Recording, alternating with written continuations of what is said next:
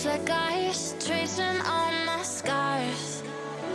Why is it hurt on the inside? It's unforgivable, but I forgive you every time. Hard to let it go, 'cause we're intertwined. I break you, you break me, but something about it makes us so, baby.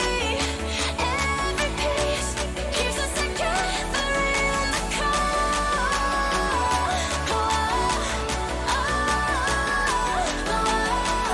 I break you, you break me, holding our love in chains of gold.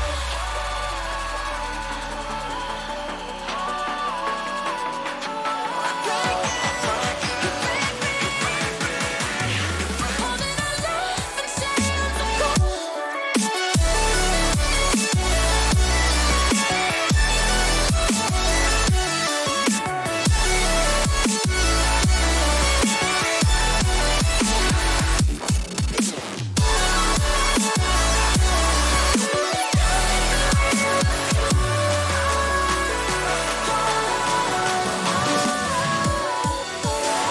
Frozen in my dream, I can't escape the thoughts of you.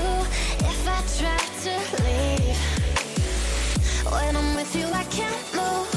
It's unforgivable, but I forgive you every time.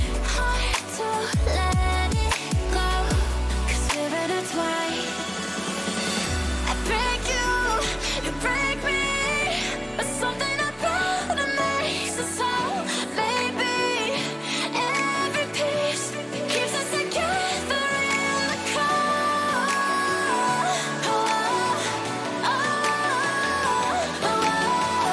I break you, you break me, holding our love in chains of gold.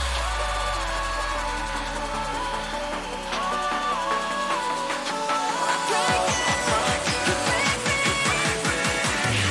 holding our love in chains of gold.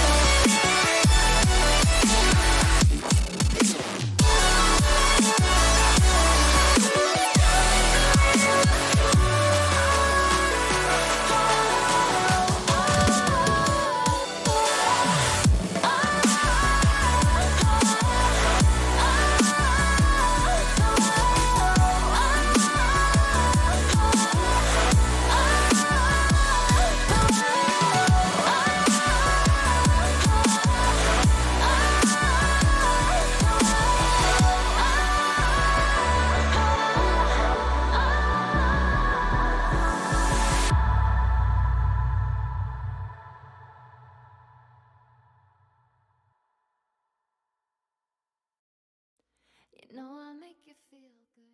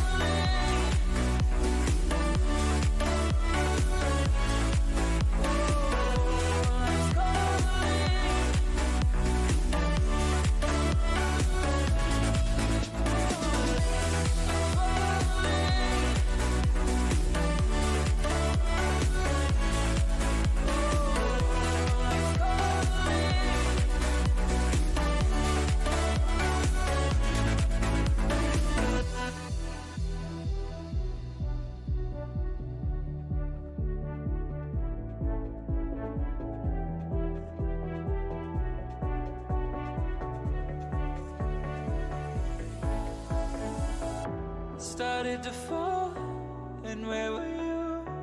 How could I know you were falling too? Grabbing the wind, cutting my skin, but it's hard because I'm falling. Tell me why I'm falling. Oh, life's calling, but it's hard because I'm falling. All right, what is going on, everybody? We are back here on this All-Star Week break with a special event as we lead up into our All-Star weekend on Saturday night, which should be a lot of fun. But before we get into things, got to introduce my man Speed. Speed, how are you doing on this fine Wednesday night? I'm doing wonderful.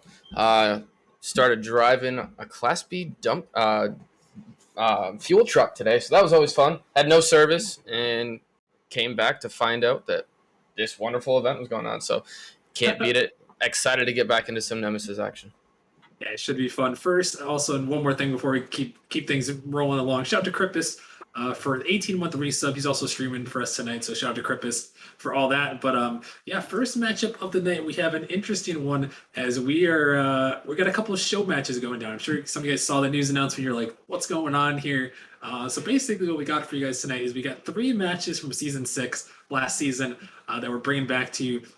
First off here, we're going to have a Season 6 Novice All-Star rematch. So the best of the best from Novice League last season are going to be going at it in a rematch of this season. So we'll get to see how they improved from last season, who got better, who got worse, all those sort of things. And we'll talk a little bit about that. So first up, we got Novice East versus Novice West All-Stars. And then later on, we have another All-Star match coming up after this one. And then we have one more final match, which is Blizzard taking on Reapers, a grand finals rematch from last season, which is also going to be very hype. All these are best of 5. And then last but not least, after that 9:30 matchup, we have the All-Star reveal. So if you guys are excited for that, make sure you stick around because as soon as that match is over, we're going to be revealing the All-Stars. So make sure you guys are ready for that. But let's start talking about this thing, Speed. What can you tell us about these two teams? Who's playing? I'm sure a lot of people are wondering who's even playing in this matchup on these teams, East versus West, and then what you're expecting in this one. Yeah. So first up, we got the Novice League West conference from last season is Psychonautic, Jolly Rogers, and Chops. Psycho with an outstanding last season, 58.7% of the votes. Pretty sure that was like 15-20% higher than anyone else, so that was crazy. So they're coming back at it for the West, and Psycho actually moved up into the Prospect League this season, so that's maybe a little bit of advantage to them as everybody else for both sides is still back in that Novice League. And on that Eastern side, that is going to be actually Daydreams moved up to Chally. I forgot about that. So Novice on the Eastern side, Daydreams, Snipsy, and Threat, and Daydreams did move up to Chally, so this actually is gonna be tough. Is Daydreams, the Chally, gonna be able to carry the Eastern to their first ever All-Star win? Yeah, that'll be interesting. That'll be interesting for sure. Daydream and Psycho, the only two that have moved up, and you guys may see a little bit of that in these show matches. Some people moved up to higher leagues because these are the Season 6 All-Stars. So you guys were Novice last season. It was a while ago, though, because we did have that longer off-season break to get all these new overlays and all this hard work in the off-season going for you guys. So yeah, it will be interesting to see what we got going here. Speed, I venture to you here for a prediction. It's going to be tough. We don't really know who's going to win necessarily, but do you have an idea of who you may think will come out on top in this one? I got to go with my AGM and my conference, West. Western Conference all day. I think Psycho, Jolly, and Chops are going to be able to pull this one through. All right. Well, we're going to probably game 5. It'll go game 5, though. Game 5. All right. I'd love to see a game 5 here as we get this special event underway as we have East versus West Season 6 All-Star rematch in the Novice League. And we talked a little bit about the teams. We have Threat, Daydreams, and Snipsy on the East. And like Speed mentioned, in the official All-Star games, the Eastern Conference has never won. And then on the West, we have Chops, Jolly Rogers, and Psychonautic. Psycho, one of those guys that moved up. So we'll see who's going to come out firing and who is going to take this thing early. As Psycho, he's going to find a clear off his back wall as Chops taking a little bit of a dribble. Trying to take this one across middle. He pops it up high. Off the backboard, Snipsy trying to find a read. Threat going to help bail him out, but Psycho is coming right back looking for the shot and the foul. It's not going to go as Jolly trying to get some pressure out. As here comes a demo. Chops looking to make some dribble moves, but it's not going to go. And we're about a minute into here, Speed. And these two teams, they're kind of firing some shots back and forth trying to get this first goal on the board. Yeah, they really are, and I like Chops' play style so far. Is he's tried to fake out the defenders. So that's something you don't typically see in novice gameplay. So it's really cool to see him try to throw that out here in this special event we have tonight. Yeah, and I think speed something that's interesting, and maybe you could touch on this a little bit more is the novice boundaries have changed, and that kind of that kind of proves why some people are still a novice. The boundary went pretty high up, so that I think that's a I'm curious what you think about that, about how it compares last season novice to this season novice. Yeah, I mean, half a novice this season would have been prospect last season. So some of these players that we said they're still novice, definitely have stepped up their game. And if boundaries were the same, would have definitely been prospect. However, boundaries, player base, we got aimed towards a higher player base this season, MMR player base. So we had to definitely raise that up. So it definitely makes it interesting. This isn't necessarily going to be the typical novice gameplay that you see. Yeah, definitely won't be. And like you said, a lot of these guys have moved up a bit from last season. As Snipsy's going to have an open net, he's going to put it in off the clear, and the East is going to take the early, well, maybe not early, but they're going to take the 1-0 lead. Yeah, and that's just great touch there by Snipsy, beating the last defender as he's trying to 50 him and able to slot that win in, and the rotation there for the West Side. Not quite there, but they still have half a game left, and and definitely excited to see the scoring start really propelling here now that the first one fell in. Jolly Rogers going to find the clear, and we'll see if the East is going to continue on. Like we said, they've never technically won an all-star match. This one obviously would have some asterisks on it, but they can win, and they definitely want to do it for the East. A little bit of pride, a little bit of fun in the special event, and I'm sure we'll see some people messing around. We see Jolly Rogers in the Merc. I don't remember. It's been a while since I've seen Jolly Rogers. Is Chops looking for the double tap? Psycho trying to put it in. It's just gonna fall in. Hold that thought for a second. And Psycho's gonna tie us up with the slow roller. Yes, he is. And honestly, Psycho's on my team this season, and he's been hitting double taps like there's no tomorrow, posting double tap clips in our Discord 24/7. So the fact that he didn't hit a double tap to start off this game kind of surprised me. Yeah, I mean, Psycho, he's had a great performance so far. I mean, moving up to prospect from novice last season, was a novice all-star, and like you said, moved on to your team, the Gladiators, this season, and it's good to see Psycho up in the higher league. I know Speed, he was really trying to get out from novices. Oh no, that one gonna go off of his car, and a painful one to drop in. Yeah, and he was really excited, and then that moment happens, and I bet he's not too excited that he's up in prospect, and that moment still happens back in an all-star game. So at least you can call it a novice moment because he's representing novice this season right now. That's true. You can throw the novice emote out for himself. I know people love the novice emote, and yeah, that one a little bit unfortunate. But hey, the East is definitely going to take that, as the West is looking to strike back, but Daydreams, he's going to block that one away. As it's popped up, Jolly Rogers off the backboard trying to find a read, but Chops, he's going to find a clear off to the side. This one popping up. Blocked in the midfield. Psycho looking to get the clear down. He's sending away Threat, trying to get back to it. Just barely able to make a touch. His Daydreams blocks it away. This one sent back across. Snipsy back into the West zone. So he's going to get it by one. Another shot coming through. It's off the crossbar, but not going to go in. And the East looking to strike once more. Again off the backboard from Daydreams. But the East is not quite able to follow, and we're just about a minute left in this one. Speed in the West looking to find a tying goal. Yeah, they're looking to find a tying goal, and with Psycho being the one to move up here for the West Side, I think it's got to start with him. He's got to corral the troops, show it some of that prospect expertise that he's had this season, and really get this team going in the final 30 seconds here. See, is this one into the East zone? The West looking to find one. Jolly gonna find a block. Psycho popping this one up. Daydreams, he can't connect. This could lead to an opportunity. Psycho pops it up. Chops looking for the block there. As Psycho, he's trying to keep it in. Final 10 seconds now for the West. Can they get it going? Jolly Rogers is bumped. Daydreams, he's looking to chase this one down. Is Snipsy, he blocks it up. The West are going to take the majority of the pitch here. Jolly, he pops it up into the midfield. Threat, He's going to cut it down.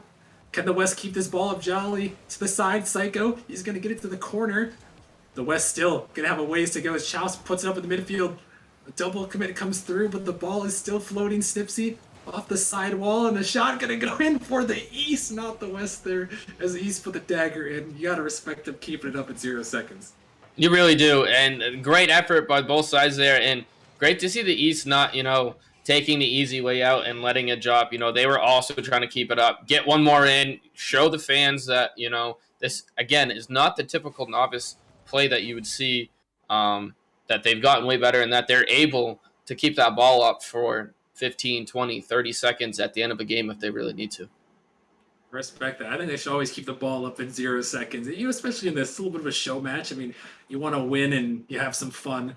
And the East is going to put it in. Threat with 2 goals there. Snipsy, he drops one in as well. And Psycho led the score on the other side. The East trying to do it. I'm curious here, Speed, as we're about to head into our second game number 2 here. What do you think? What do you think about the West so far, and maybe what they could do, what they've done well, and what they could do better heading into the second game? For one thing, I think they need to try to limit Daydream's aerial play.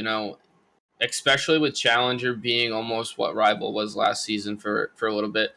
He really has gained a lot of skill and ability to make plays in the air, so they have to limit that.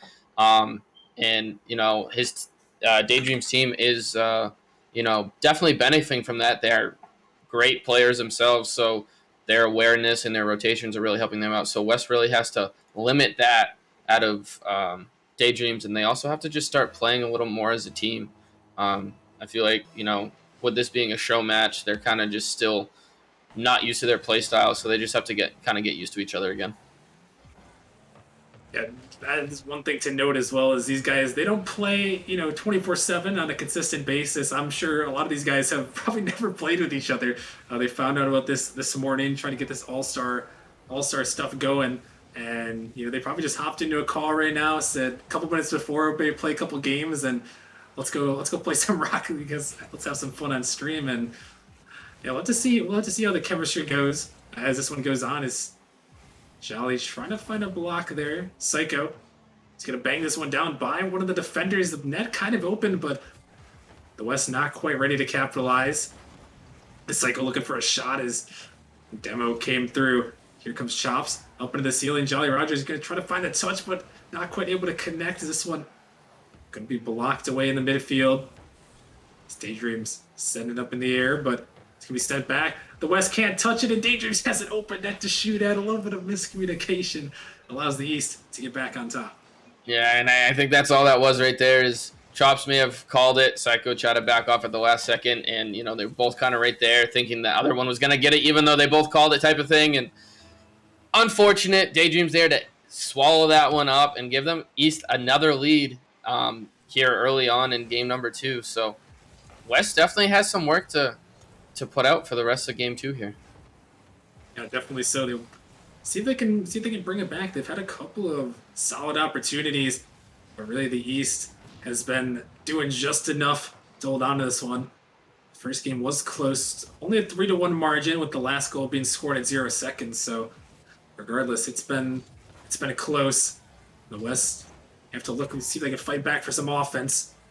This one's set up in the midfield, but Snipsy, he's going to find a touch. He sends this one down. Psycho clearing off the back wall out of the midfield. This one popping up threat, trying to get to it. Jolly going to find a 50. So here comes Chops, looking to take to the air. He's going to beat it by Daydreams, but Snipsy waiting back, able to get the clear.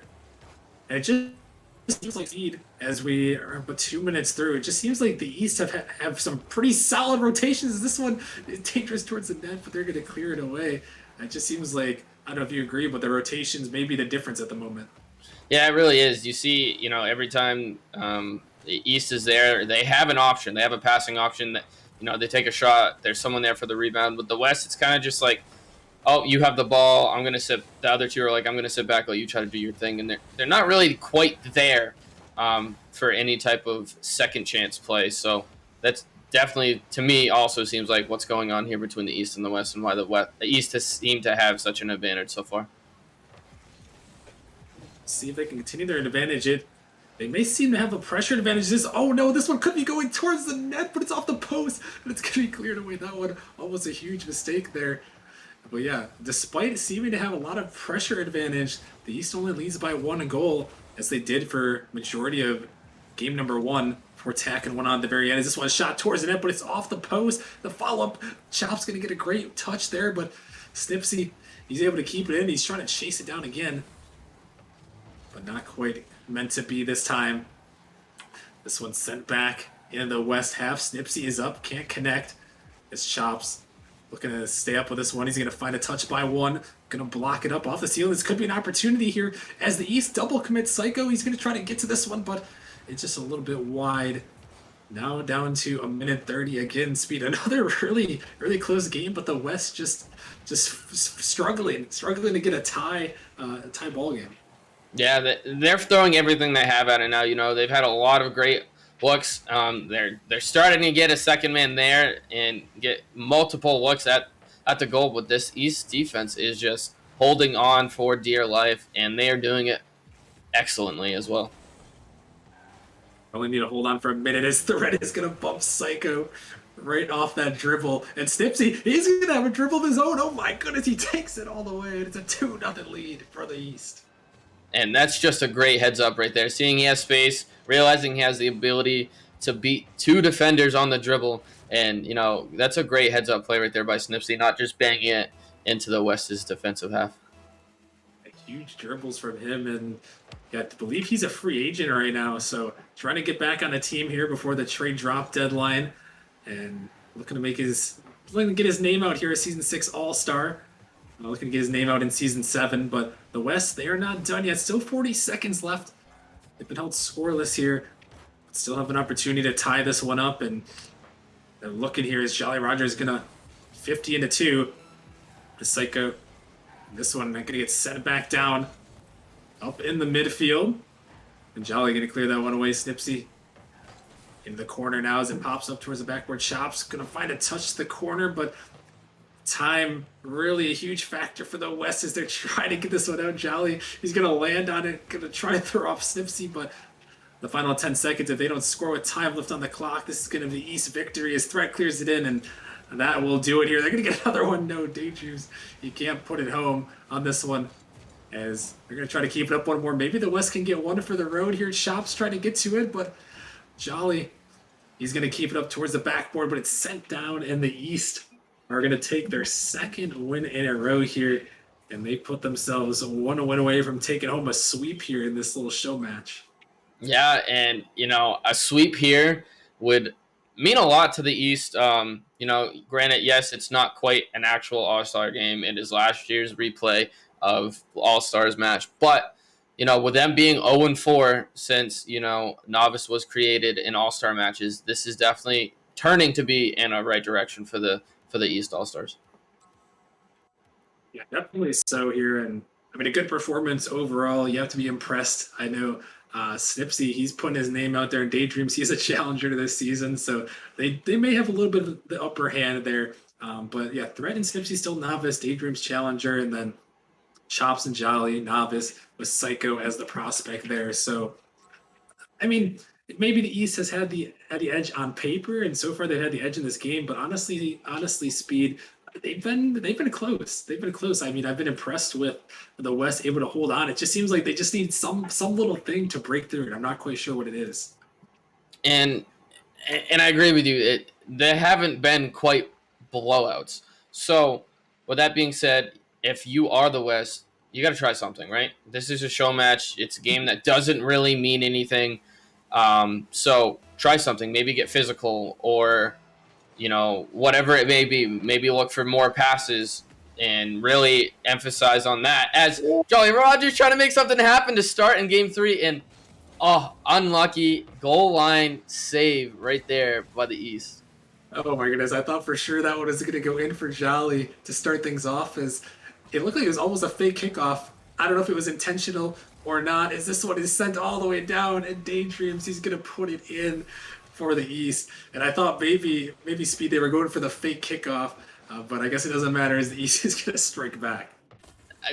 Maybe they were going for the fake kickoff. You know, we just were talking about just try something different, anything to put the East on their back heels, surprise them, and it almost worked for them, whether it was regardless on purpose or not. So, unfortunately, though, turned around, got scored on, and again have an early 1-0 deficit. Yeah, it's a tough way for the West here, but like we said, they've been close. I mean, really, all these games have been close. 3-1 victory in game one at the last second goal, and then the 2-0 last game. So the West might have something here. Jolly, he's looking for the demo, but Chops, he can't quite put it through. As that one could have been the opportunity needed. Jolly just getting back this one to save it away. But again, so close yet so far for the West. As a minute has gone by, Psycho gonna take to the air here, but Daydreams, the nice little block. Chops sending off the side here, looking to stay with it. He pops it again. Jolly just a little bit too close on that one to send it back in. As Psycho blocks it up, Jolly gonna look for that touch but can't find it. This ball in the corner, shot towards that. Psycho gonna make a nice save as it's up to Chops. We're about a minute and a half gone by. Shots are even, but the East still leading by 1. And Speedy, got to be concerned a little bit here for the West in their hopes to try to bring this one back, because they just haven't seen too much offensive pressure for them. And it is a little concerning with the manpower that they have on this roster, and they've looked so good, and to just see them kind of in this game 3 really have not too much going on. You know, they had that one really good look at the beginning by Jolly, and then Chops put another decent shot on himself, but they just can't get anything to fall. As an example right there, another goal line stint there by the East defense, and just staying strong as a rock back there.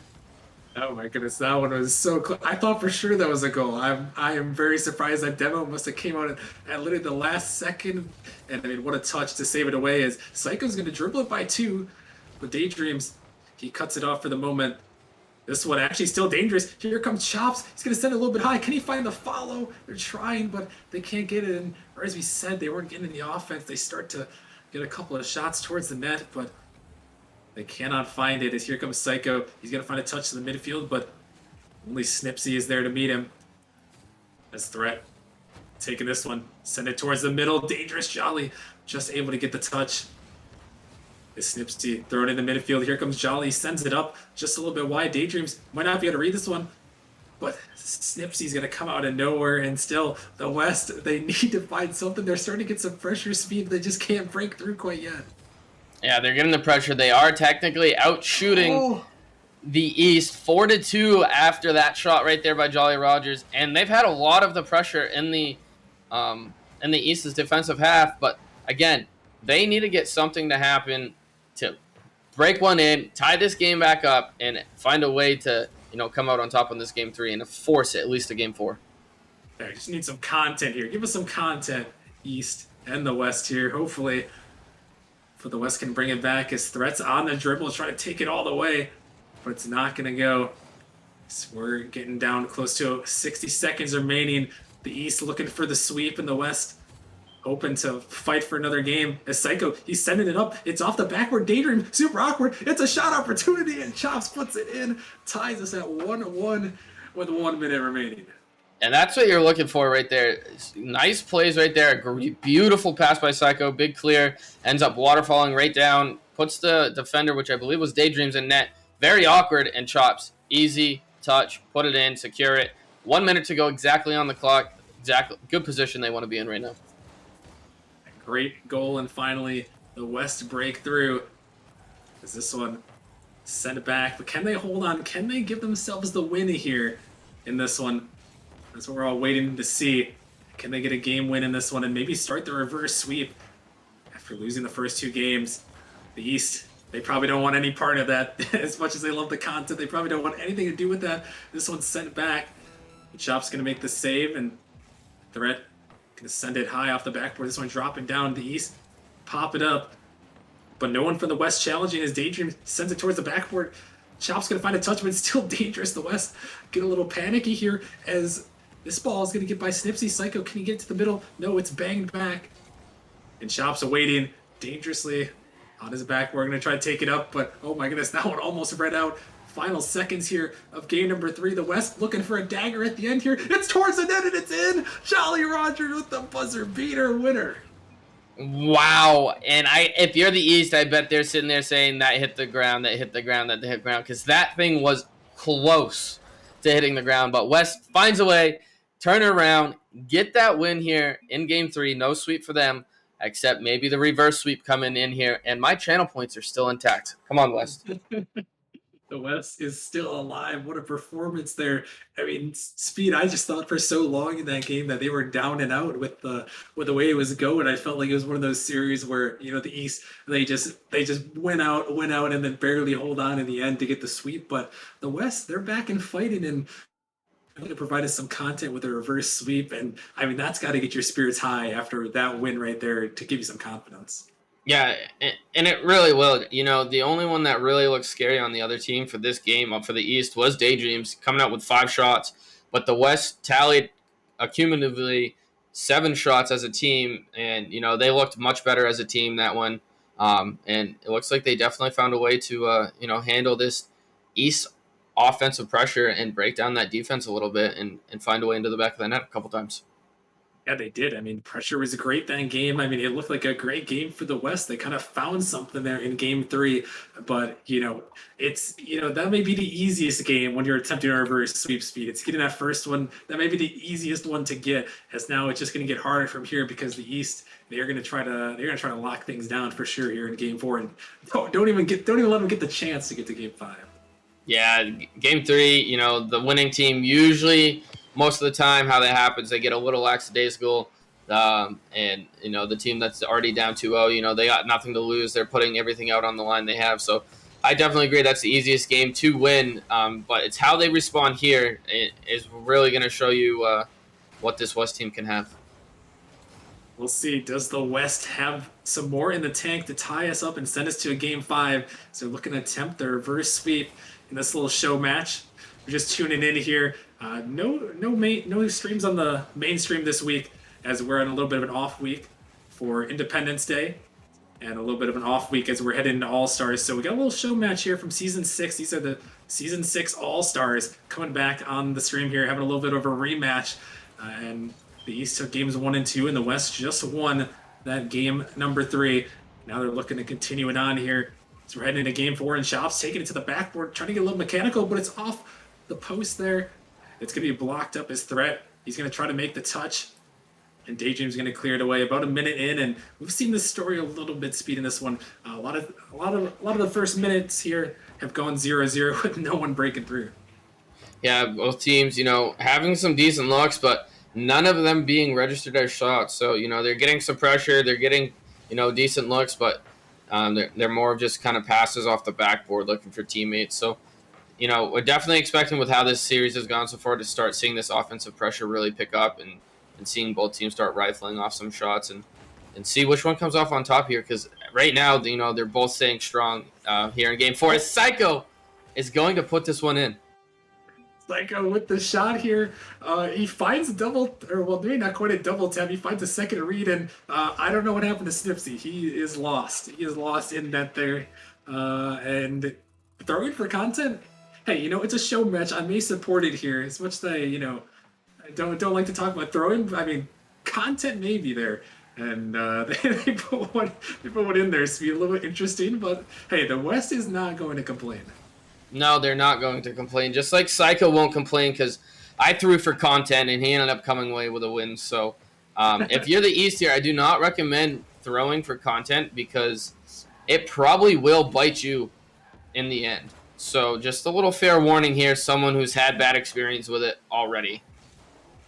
And Speed mentioning that 1v1 on the charity stream, the 24-hour charity stream, where him and Psycho ended up shaving their beards. It was a fun time in that one, and you gotta watch out. You gotta watch out when you throw for content on the fun matches. They can get back to bite you here.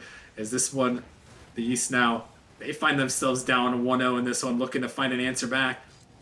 As this one popping up the West, a little bit of a double commit comes through. As Psycho trying to get this one cleared out, but just really stuck in his corner as Daydream sets it up. Jolly gonna send it down, but it's gonna be blocked away by Threat. With 2 minutes here. closing in on it, and the West, they're just holding on here. Speed, that's all they needed. They just needed one. If they can add one more, though, that would definitely be a great cushion, but they are holding on to their lead so far, and only 2 minutes to go before they can force that game 5 in the reverse sweep attempt. Yeah, and 2 minutes, as we've seen, is a lot of time. As boom, right there, not even 8 seconds later, Daydreams is going to tie this one up for the East, and make West fight a little harder to secure this and send this to Game 5. Dolly just trying to get to it, but not meant to be, as Daydreams puts it in. And yeah, this is starting to get a little bit dangerous. A little bit dangerous for the West. When you allow them to get back in, usually to force these, I feel like Speed, to force these game 5s, you have to pretty much win this game 4 decisively. I feel like anytime you get overtime in game 4 when you're trying to reverse sweep, I feel like it never turns out well for that team. Yeah, I think, and I agree because, most of the time they put in so much effort in that game 4, especially if it goes overtime. They're giving everything they have, that they just run out of any juice that they have in that game 5 chance. But, these are all-stars, so, maybe it'll be a little different this time. Yeah, it could be, and you got to remember these guys were some of the best players from last season, and even still in this season, definitely high quality Nemesis players. We'll have to see who is going to step up for their team and give them the victory here in Game 4. The East looking to close it out as we're now down to a minute remaining. Daydreams blocks one up threat, looking for a touch. Psycho trying to get to that one. It's awkward off the backboard. Psycho's got to jump, but he doesn't get there in time, and Snipsy puts it over the top of his head, and East take the lead. Yeah, and that's Daydreams right there, just being a bully, and just opens up just enough room for Snipsy to be able to tuck that one in, giving the East again the lead with 50 seconds to go, and now it's crunch time for the West. You have to put in at least one more before the clock hits 0 to be able to force this to Game 5, and that's a lot of pressure. Yeah, it is a lot of pressure. We saw the buzzer beater goal, though, in the last game to win it. They've got the nerves of steel. Can they do it? Here comes Chops. He has an opportunity trying to get to it, but it's blocked away. Psycho trying to race back to it just in time. So we're down to 30 seconds here. The West looking to tie it up and send us to at least overtime. Trying to stay alive in this series. Snipsy, awkward touch there. It's blocked up high. It's a dangerous ball, but Charlie can't quite put it in. And Threat finds the clear. There goes Snipsy sending it down. Chop's going to find the block, though. This ball is up. Final 10 seconds here. The West, can they put one in more? It's sent towards the middle there. A double commit comes through. Chops, he blocks it down. But can they keep this ball up? Can they find another 0-second goal? It's off the backboard. It's 50'd up in the air. Psycho. He's trying to get to it, but it's not going to get to his teammate. And the East are going to survive there. Made it close, but they hold on and take this win in this first show match. Yes, they do. And, West definitely from game 1 and 2, not that they were blowouts by any means, but in games 3 and 4, they really showed up and they really showed and put a lot of pressure on the East. But I think they just showed up a little too late in this one to be able to make any, big noise happen. Yeah, definitely the East. They had the lead early in the series, and they shut the door. And I thought, Speed, for a second there in this game 4 that the West is going to do it, but it wasn't quite meant to be. But they did give us some content. It wasn't a sweep, at least.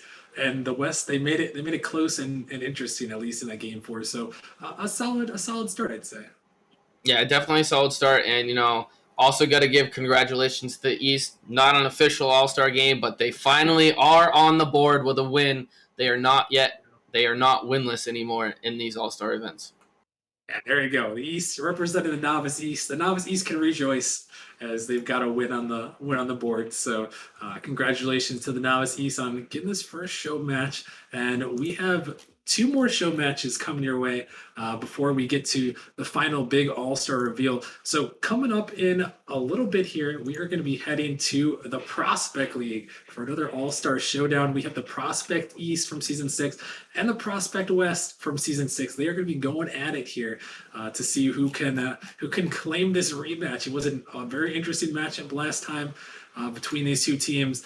And it hopefully should be another interesting one. We'll see if the West can continue their dominance, as they won last season. And they lead that series 5-1 all time over the season. So we'll see. We'll see what happens in the Prospect League. And then coming up after that, we have the Titan rematch from the Grand Finals from last season, and then the Season 7 All-Star reveal. So Make sure you guys stick around. It was a fun series here, but we got a couple more coming your way. So stick around, and we'll see you guys in a little bit.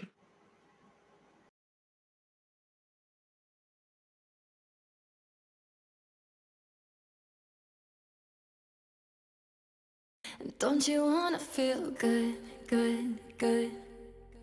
Sometimes I wish that we could go back before you got hurt, hurt, hurt. When before I was scared, now I'm feeling prepared. Don't you wanna feel good? Don't you wanna feel good, good, good? When you say you were leaving, I thought that you meant it. I played the victim, you start as indifferent. Hindsight comes standard with rose-colored lenses. Hate to admit it, you're better off. Now you're too afraid to look, too scared to miss it. We're night and day, solar eclipses. Too afraid to look, too scared to miss it. We're night and day, solar eclipses.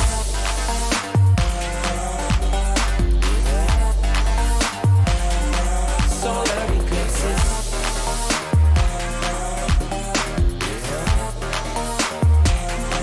Solar eclipses. Caught up in your gravity, always end up lost in your wake. Intoxicated, maybe we can start again. Caught up in your gravity, always end up lost in your wake. Intoxicated, maybe we can start it. Maybe feeling change, I can remember all the reasons why we've been separate ways. Feeling all alone in your company, keeping you captive with busy chains.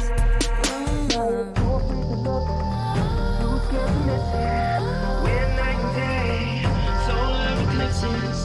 Too afraid to look, too scared to miss it. We're night and day, solar eclipses.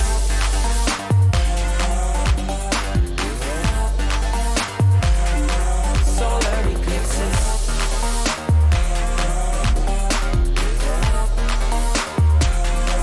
Solar eclipses. Caught up in your gravity, always end up lost in your wake. Intoxicated, maybe we can start again. Caught up in your gravity, always end up lost in your wake. Intoxicated, maybe we can start again. Tomorrow we build. Depends on the future we want, we can make it as real. Maybe we will go, give up the ego. Making it feel good. Too scared to just let it go. Too scared to just let it go. Tomorrow we build. Depends on the future we want, we can make it as real. Maybe we will go, give up the ego. Making it feel good. Too scared to just let it go. Too scared to just let it go. Caught up in your gravity, always end up lost in your wake.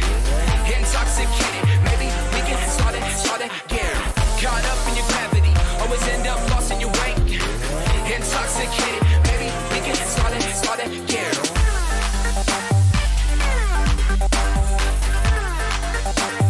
We can start again.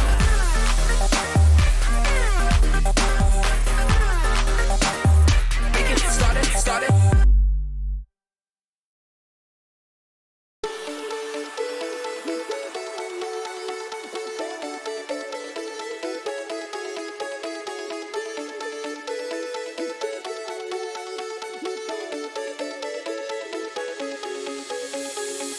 They don't know how we do it.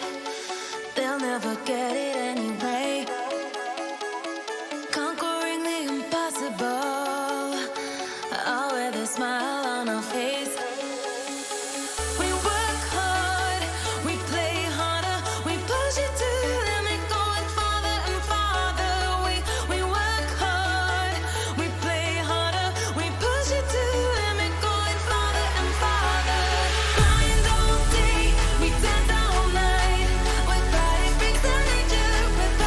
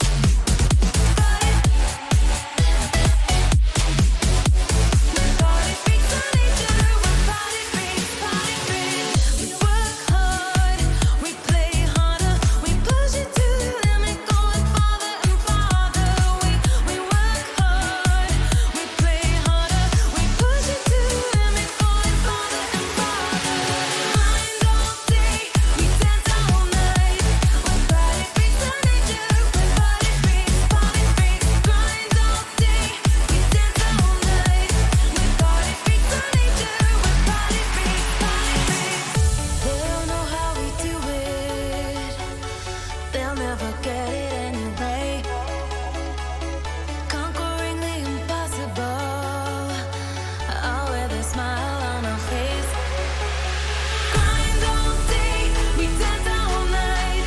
With body freaks and nature, with body freaks, body freaks. Grind all day, we dance all night.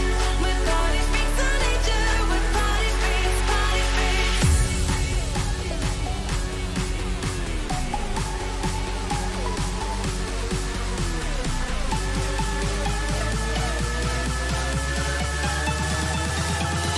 Body freaks, body freaks.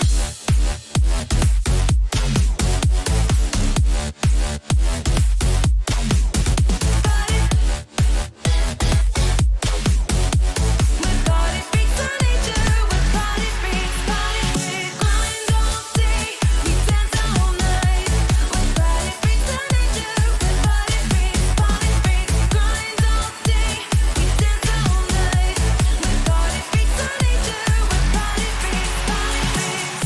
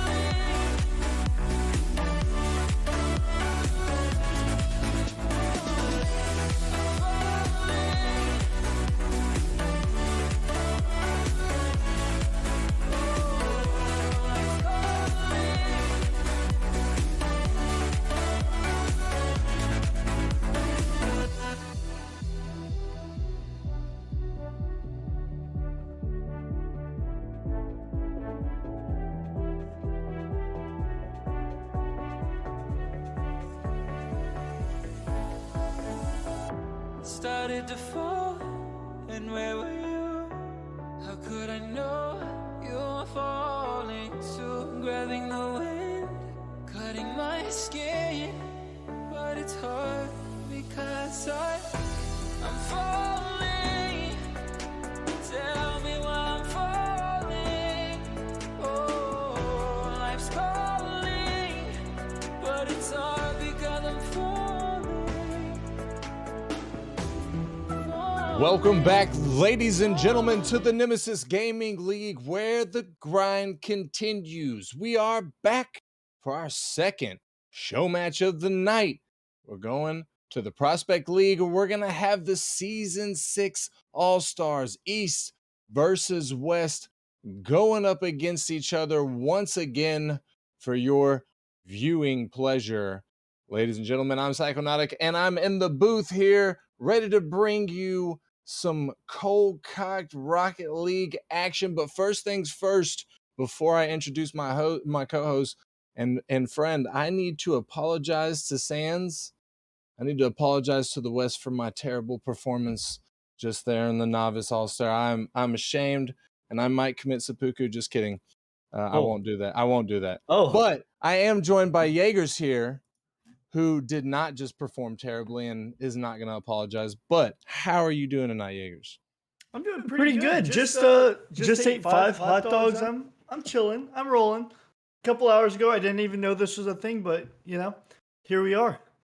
Here we are. I don't think until a couple hours ago, I don't think very many people knew this was a thing. To be fair, Jaegers, this did just kind of get plopped out here. But hey, it's a Wednesday. It's some content. We got some people here ready to play some Rocket League for everybody's enjoyment. Like I said, we've got the prospect. Let me pull up these little thingalings right here real quick. No, that's not the right thing. I'm trying to look at the rosters here, Jaegers, because we're in the Prospect League. Have you seen the rosters yet? Absolutely, I have. So the West, we have Oinko, Cottony, excuse me, Exer, and Speed Demon. Oh, and in the East, we have Alpha, Midnight, JT, and Glaze. I know JT is not playing, so I'm kind of curious to see what the roster is they're putting out for these two teams.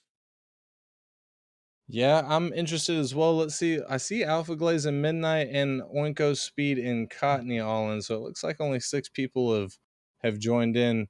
So I would assume those are going to be your lineups right there. And I mean, just based on that, I don't really remember, to be honest with you, very well the season 6 All-Star for Prospect. I'm pretty sure I played it in the Novice League, and I might have been having to get ready for a cast or something like that. But do you remember, or if not, what can you tell me about the people you're seeing in the lobby right now? Well, I'll be honest with you, I'm getting the glitch, so I don't even see who's in the lobby Oh right snap! now, Psycho. It's everybody you just listed, pretty much. Well, oh my goodness. Well, speaking of, we got a lot of points on this game. I will say this, I just noticed it. West has 170k channel points and the East has 128k. If you're a betting man and you think you could get some points, this might be the game to do it. I'm not gonna lie, even a little bit with you there. That is, I don't want to say the most points that I've seen. I don't know if it's a record or not. I know there's been some pretty big pools before, but if it's not the highest Jaegers, it's definitely up there in the top 3, top 5, something like that. It's a pretty big one. So if you're in the crowd and you want to throw some points, East or West, my opinion, Wes is about to take this. Wes is about to give them the business. What about you, Jaegers? What do you think? I don't know, Psycho. The Beast is in the East. Big East fan. Stayed in here every season I've been at Nemesis. And I'm not too sure what the record as far as All Stars is, but I mean the East is where it's at, my friend. The East is not where it's at. I disagree, but just kidding. Everybody's got their opinion. Yours just happens to be wrong. Jaegers, I'm sorry, and I love you. But we're going to get into this best of 5 match right here. East versus West Prospect Season 6 All-Star, running it back for a little extra content as we do after our third match of the night here, ladies and gentlemen, which the third matchup is going to be a spicy matchup in the Titan League. You definitely don't want to miss that. And then after that, they're going to have the reveal of Season 7 All-Stars. So it's going to be a pretty good night here, starting things off with some of this. And these prospects seem to be filling each other out so far, Jaegers. I got to say, in the first 30 seconds, I haven't seen very much offense. No, yeah, they're definitely filling each other out. I mean, I feel like West does have a bit of an advantage here, having 2 Challenger League players who are actually the #1 seed currently in Challenger right now. So the West is looking a little stacked right now, I will say, but we're gonna have to see how the East keeps up in this one. And I mean, so far, a minute in with it going back and forth, they're doing pretty good. Pretty good indeed. And I got to say, not to say that nobody's out here taking this seriously, but just for anybody in the crowd who's new here at the Nemesis League, what we've got going on right now, Cottony almost getting a double going on right there. But what we pretty much got going on right here is just a showcase of some players that have played in previous matches. The winners and losers of this match is pretty non-consequential. Aside from bragging rights, you're able to go back and say, hey, not only did I beat you in the real All-Star, we beat you in the throwback as well. But everybody's out here just trying to have some fun right now. Cottony trying to get steezy with the ball, unable to. Oinko to bounce it out of the corner. Midnight to stop it. Blaze gets down on it. Blaze pops it up, but not going to be able to follow it in the air. Is waiting for it on the ground with a nice touch to send it through the defense. Glaze gets the first blood here in this one. Big fan of Glaze as a player. Always pops off in a first strike from him in this one. And another thing I just noticed, Psycho, is every player in this lobby is rocking a Merc except for Oinko. Now, look, I'm not saying he's sweating, but he just might not have in the garage. I don't know. I don't know. Well, I'm gonna say he's sweating. The man's rocking 227. He's never mind. Midnight just took over the first on the leader or on points from him, but up to that point, almost halfway through the game, Oinko was leading as far as points go. So I think he might have been sweating, but you know what? Hopefully Oinko watches the stream. And if you are watching the stream, Oinko, we're gonna call you out. Everybody's using the merc except for you, my brother. You need to change up to the Merc. And that's why Alpha coming through, finding a pass in the mid from Midnight, sending it home, and sending the East lead to 2. Look, Psycho. The West might be 5-1 in All-Star games, but when it doesn't count, the East is clearly better. And Alpha gonna put another one in the back of the net. Second goal so far. The West doesn't have an answer for the East. That is, I can't argue with the words that you just said. They do not have an answer so far. And, but I will say that I wouldn't be super proud of what you said first. Losing where it matters is kind of, where it matters. Not losing where it doesn't matter is, it kind of goes without saying, to be honest with you. But hey, got to get your wins where we can get them right, East. You lost me, Psycho. I'm not gonna lie. I zoned out for a second. Anyways, the East is up 2 goals, and the West doesn't have an answer as of yet. With 1 minute 30 seconds left, and Psycho, I will say this: the West, does, on paper, a much better roster. But I don't know. I don't know what's going on with them right now. Yeah, I don't know what's going on with the West right now, but I know that they need to get it into gear because they're making me look not great, and I'm not super appreciating it. Midnight coming through and making me look even worse, but that's okay because it was a nice play. Glaze with the carry. And speed, not quick enough to get to the ball. Midnight beating him to it. And so far, this East team is cruising. I was talking big talk before the match, Psycho, but I wasn't expecting it to be a 3-goal deficit on the West part. Yeah, it's a pretty rough position to be in for the West. I'm gonna, honestly, I'm gonna blame it on Oinko. He's not rocking the Merc. I think that's what's going on here. Dude, it's that West karma, man. That's all it is. The West karma, yeah. And Midnight, unforgiving, sending it out to the mid. Oinko not gonna be able to stick with the ball. The ball pops out of the corner. Speed Demon with an awkward touch. Glaze to take it away from him. Midnight up in the mid to find the touch. Oinko to send it away. Coming trying to get the ball off the top of Alpha. Cottony with a shot off of the post, though. The final 30 seconds here. Jaegers, honestly, as much as I hate to say it, I don't think it's possible for the West to come back. Anything's possible, Psycho, except for this. I feel like the East is taking this one in stride. Cottony's saving a 4th goal from going in. But, so far, it's just been the East show. The West does not have an answer for them, as Midnight's going to get the cheeky little double tap. And with 4 seconds left, they're up 4 goals. 1 for the road. Midnight getting a little, I don't even know. Does this count towards stats? Is this stat padding at this point for him? It ought to. It's Man's got 4 rights. saves. Bragging rights, that's true. Man's popping off 4 saves. You got to give it to him. He's got as many saves as his team has got goals. Midnight with 765 score. Man, my man Midnight just went crazy in the paint right there. So good win. Good first win from East. I got to say, West gonna need to kick it up a notch. Gonna need to work some kink outs if they wanna not get swept by this East roster, Jaegers.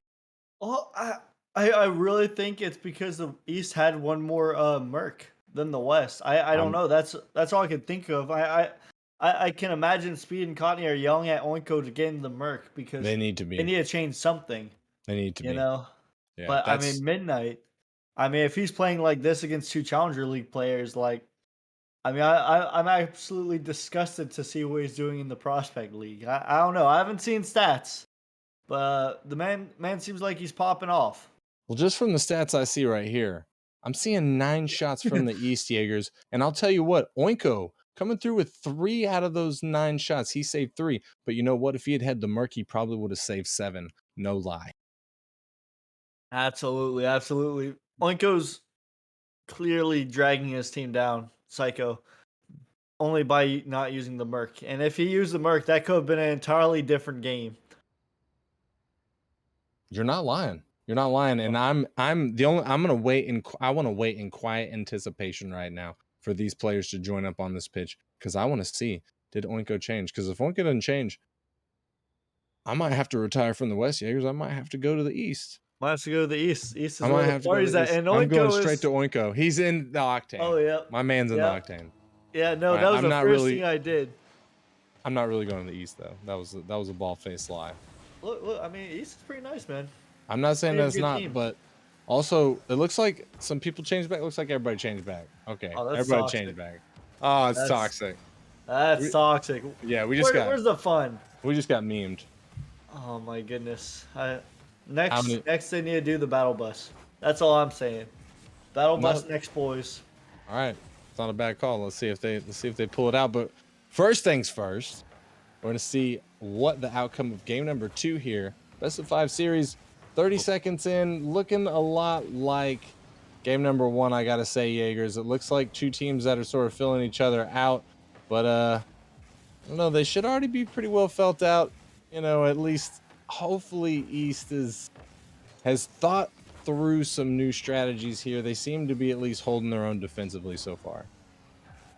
I mean, East are doing just fine. I think. I meant West. West. Sorry. That's what I meant. West. Sorry. The West, I don't know. They just need to get some scoring going, get that defense showing. I mean, Oinko and Kotnia combined for 5 saves, but at the same time, they let 5 in the back of the net, and anytime that happens, you need to fix something. Very true. Very true. And we'll see what exactly they're able to fix as time goes on here. Though they haven't been able to get very much offense going. Actually, not even a single shot. Midnight coming through with a shot of his own, but Oinko standing true in front of the net. And West looking to try and get any sort of offensive pressure started. Oinko jumping in front of his team, bounces it out to the mid, gives possession back to the East. Speed Demon trying to control it, bounces off his car, gets it past one in the midfield.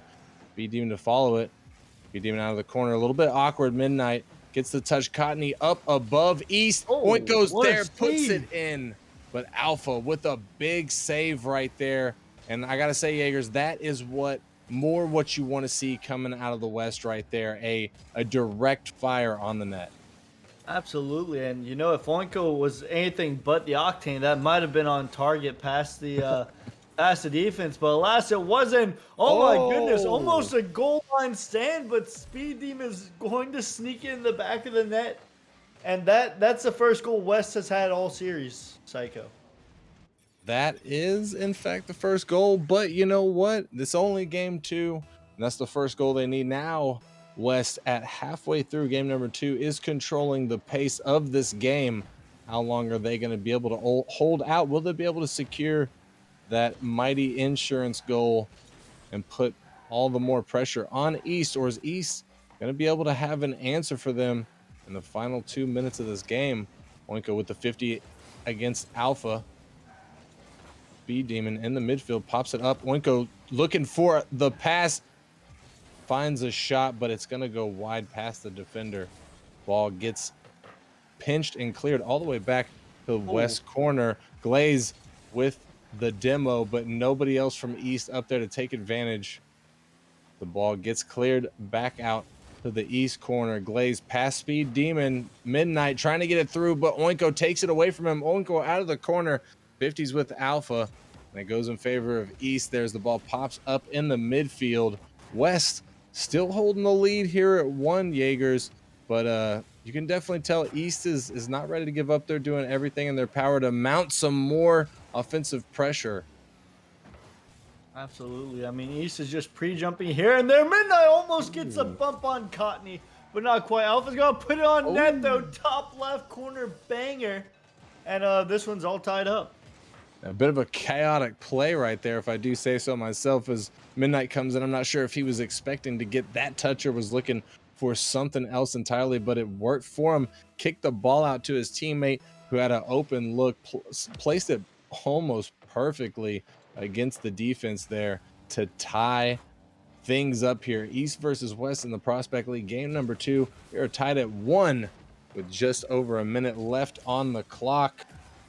Will East be able to take the advantage and move into a game or a match point position, or is West going to be able to tie up this best of 5 series? Cottony trying to get a little bit steezy with a flip reset there, but can't get it through the defense.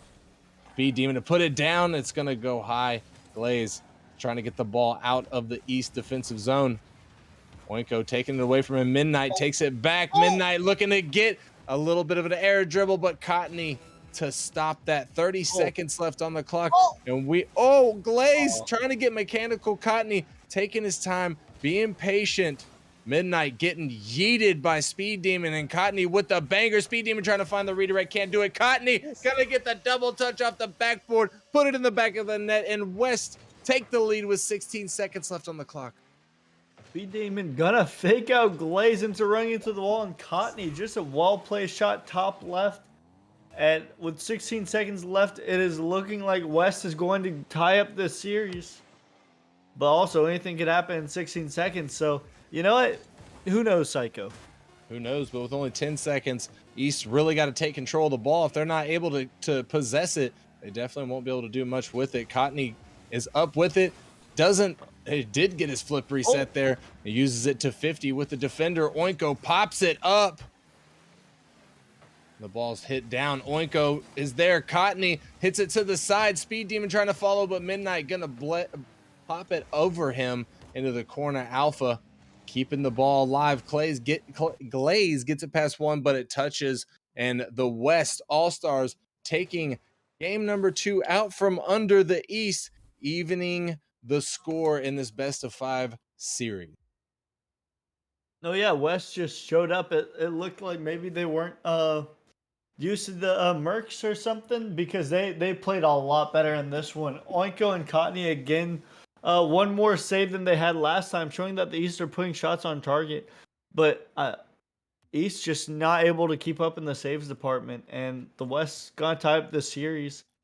And I'm thankful for it. We could potentially be going to game 5 here, Psycho. Yes, we certainly could. Both of these teams looking really good. East was looking really good in the first one, and not to say that they looked bad in the second one, but West definitely kicked things up a little bit, definitely started to feel themselves a little bit more, started to feel each other a little bit more. So I think game number 3, East is going to have to make a couple of maneuvers here. I'm not sure what they need to do, if they need to be a little bit more aggressive, or just get the ball cleared out a little bit more. I'm not 100% sure. Hopefully they are able to figure it out though, Jaegers, as we move into game number 3. We are, I don't even know how many leagues under the sea right now, but pretty sure it's deep. Let's go with 2000. Why not? As Alpha gonna get first touch on it, but gonna get dunked away. Glaze the only one behind. It might be a viable strategy to go back to. Hold on. To winning. Not sure what happened there, Psycho, but Glaze is gonna get the first shot of the game and immediately going to strike back from this game 2 Western dub. Yeah, the last defender there on West just missing the touch entirely. Unfortunately, came really close, but just off enough. And Glaze had an easy look on net. And Glaze is one of those guys, you cannot give him that easy look. He's going to hit it 99.9% of the time. Popped off numerous times on Nemesis stream and otherwise. Cottony gets it over 1. Cottony with the touch, not going to use the flip. Leaves it for Oinko. Oinko with the 50. Pop down speed was there, but it gets taken away from him. Oinko with the awkward touch up to Alpha. Alpha gets it through. Cottony. Glaze is there, and he muscles it through the post. How many people do you know that can muscle it through the post? I don't know, but it looks like Glaze has been in the weight room. God, dunk out Oinko, and put his team up 2 goals. What a play, way to be there by Glaze. And the man just shows up at the right place at the right time. Yeah, and whatever East is doing now, they are doing the right thing. Just barely 60 seconds gone from this game, and they are already up by 2, completely controlling the pace of this match. West gonna need to scramble to take back some control. Speed Demon sends it out to the mid. Glaze is there. Oinko trying to find the touch on the backboard, but can't. Cottony can't find the second touch. Speed missing. Oh. Alpha sending it off the backboard. Cottony is there to get it away from Glaze, and East just looking more and more deadly every time they get some offensive pressure here. Speed with this touch off of the backboard. Glaze putting it in the mid. Cottony awkward pops it up. Oinko to help him out. Hits it over to Speed for the clear. Cottony with the 50 in the midfield. Oinko sends it down the line. Glaze pops it up. He's there to follow. Gets it through Speed Demon in the corner. Cottony going to take it away from him. Almost 2 minutes gone now. And we're seeing... Oh, Cottony. Jeez. What was that? My man is nasty with it. The man has been mechanical for as long as I can remember. Gonna put in a nice clip-worthy shot there. And, I mean, that's a clip. I don't think there's anything else we have to say about that one. Yeah, no, there's certainly not. You love to see it coming out of the West. Big Papa Cottony with a big clip. He cuts the East lead in half. Now 2-1, still in favor of East. West not ready to give up, looking to make the comeback. Cottony missing his touch. Alpha gonna shank the shot. Speed takes it away, gets the dunk, and gets it through the midfield. Midnight, a little bit awkward, but able to send it to his corner. Cottony with a screamer, but it bounces off of the crossbar there. Jaegers. Cottony smells blood in the water. Oh, we're talking about that shot, Psycho, but what a save. That was bar down, and if the East didn't get to it in time, like, just way to be there. What reaction time? Maybe a little bit calculated. Who am I to say? But so far, the East taking care of this lead. They're bending with that 1 goal Cottony put in, but they are not breaking. Yeah, that's 100%. I agree fully. With only less than 2 minutes left, Midnight with a long shot. Cottony there, gets to it in time, gets his savior medal. Oinko gonna get the demo, but not able to find a touch off of the wall. Glaze with a free ball, looking to get it through Cottony, but Cottony stands strong on the defensive line, makes the stop. 1:35 on the clock. Cottony to send it to the side.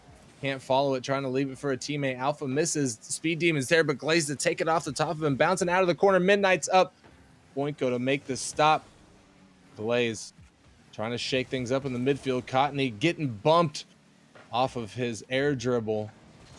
Alpha sending it down. Cottony still with it. Sending it out to the mid. Speed Demon with the shot, but it's going to bounce off the post. Oinko there to clean it up, but Alpha gets back in time, makes a huge save. A minute left on the clock now, Jaegers. And this East team is just not going to let that ball through. I thought that was 100% going in, Psycho. If not for the first shot, the second at least. But so far, this Eastern defense is popping off. And only one save, but it feels like they've been doing so much more than that. Yeah, it certainly does. Cottony almost with the big bump right there on the defender, but I think it accidentally knocked the defender into the ball. And Cottony getting it around one out of the corner. Midnight taken away from him. Only 30 seconds for West to make their comeback. They still need 1 goal. Speed Demon gets it past 1. They got the advantage here, but Alpha with the big boom sends it all the way back to the West side. Midnight with the pot shot, catching the defense lacking and getting one for the road. Only 13 seconds left to go. Now West got to make up 2. And it looked like Cottony had to respect Alpha's bump attempt and just didn't make it back in time as Midnight. I mean, it was a floater. It was a floater. I will give it that. But, I mean, just good placement and taking advantage of a good play by Alpha. Yes, it certainly was. Speed with the touch, trying to West out here trying to get a final goal for the road, get a little bit of excitement under their boots there, but East is going to shut it down. East is going to be your winners in game number 3. They're now sitting at match point of this best of 5 series. They win one more and they take home the dub. East goes home the loser, or excuse me, West goes home the losers. Keep getting those mixed up. I think I'm directionally dyslexic. I don't know. But West, I would say they didn't play bad, Jaegers. They definitely didn't play bad. Well, okay, let me back up. Cottony didn't play bad. Speed and Oinko didn't play bad either, but I felt like they just were kind of quiet during that series. Whereas like East, I mean, they just played a lot better. Glaze and Alpha really had a good synergy during that last game. Absolutely. I mean, East is playing more like a team. Cottony is popping off on the West side. I mean, with 1 goal, 4 saves, but I mean, there's only so much one player can do. And like the East just, I don't know, they're playing just really well off each other, Psycho, and they're leading the series as a result. They whoever put 100K on the West is probably sweating right now, Psycho, because right now the synergy that this Eastern team has is just unmatched. Yeah, that was almost me. Jaegers. And then I realized this is a show match. This isn't even the actual All-Stars. So maybe I just need to chill on that. But hey, some people, they feel really strongly about the way this went down and the way it should have went down, the way it's going down right now, and the way it went down in the past is all different. We are in game number 4 here. East got the advantage, up 2-1 in the series. Glaze getting the carry, getting the flip reset, but missing the touch off of the reset. Alpha trying to do a little fake. Midnight having a 50 with the defender. Speed Demon popping his touch, not getting what he's looking for. Oinko from the backfield. Glaze gets the touch to the mid. Midnight's there up to Glaze, but the defense gets in front of it. The ball gets popped up in the corner of West. Cottony's there. He gets it over Midnight, but Glaze was ready for it. Can't get to the ball before the West defense. And so far, Jaegers, with about a minute gone, I'd say the East definitely a little bit more in control of the situation here than West. But, we never know. In game number 2, it seemed very much like this until the West got the first goal, and then they just started to sort of run away in some aspects. Absolutely. And Cottony, I mean, it just feels like the West can't put their shots on target right now. They're getting shots, they're getting saves, but they're just not getting goals. And the shots they do put on target, excuse me, Cottony, another pop-off play. I believe that was a bounce off the ceiling, a little double tap. But regardless, how do you still have his flip? Got it past Alpha.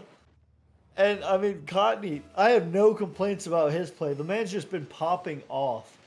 Yeah, Cottony been playing really well, as he's known to do here in the Nemesis League. Cottony being one of the OGs. Speed Demon coming through, living up to his name right there, getting a screamer in through the defense. Oh, I mean, the defense couldn't even get there. What a block. And Speed tossing his name into the hat of goals scored as he picks up a. I mean, that was a roller. It was a roller across the mid. I would have been upset if he didn't get it. But regardless, a goal is a goal, Psycho, and just puts us one step closer to the coveted Game 5. Hold on. Oh, Midnight. Goodness. Wow. Psycho, I'm not sure where Midnight pulled that off from, but I mean, a double tap off the ceiling. What a play. And I mean, Midnight's just showing he's like, y'all can clip. Watch this. I can clip too. And man, I just didn't expect that from Midnight. I know he's a good player, but that was impressive. Yes, it certainly was. And Midnight also, man, known to provide a spectacle here in the Nemesis League. I expect nothing less from him, captain of the Melons here in season 7. Been doing a pretty good job from everything that I've seen so far. Love to see him show up here tonight. And actually, that entire East, Alpha, Glaze, and man, Midnight, I just lost that. All three of those guys been around here for a little while. Jaeger's been at least 3, 4, maybe even 5 seasons for a lot of these guys here tonight. Something like that. I mean, these players have been around.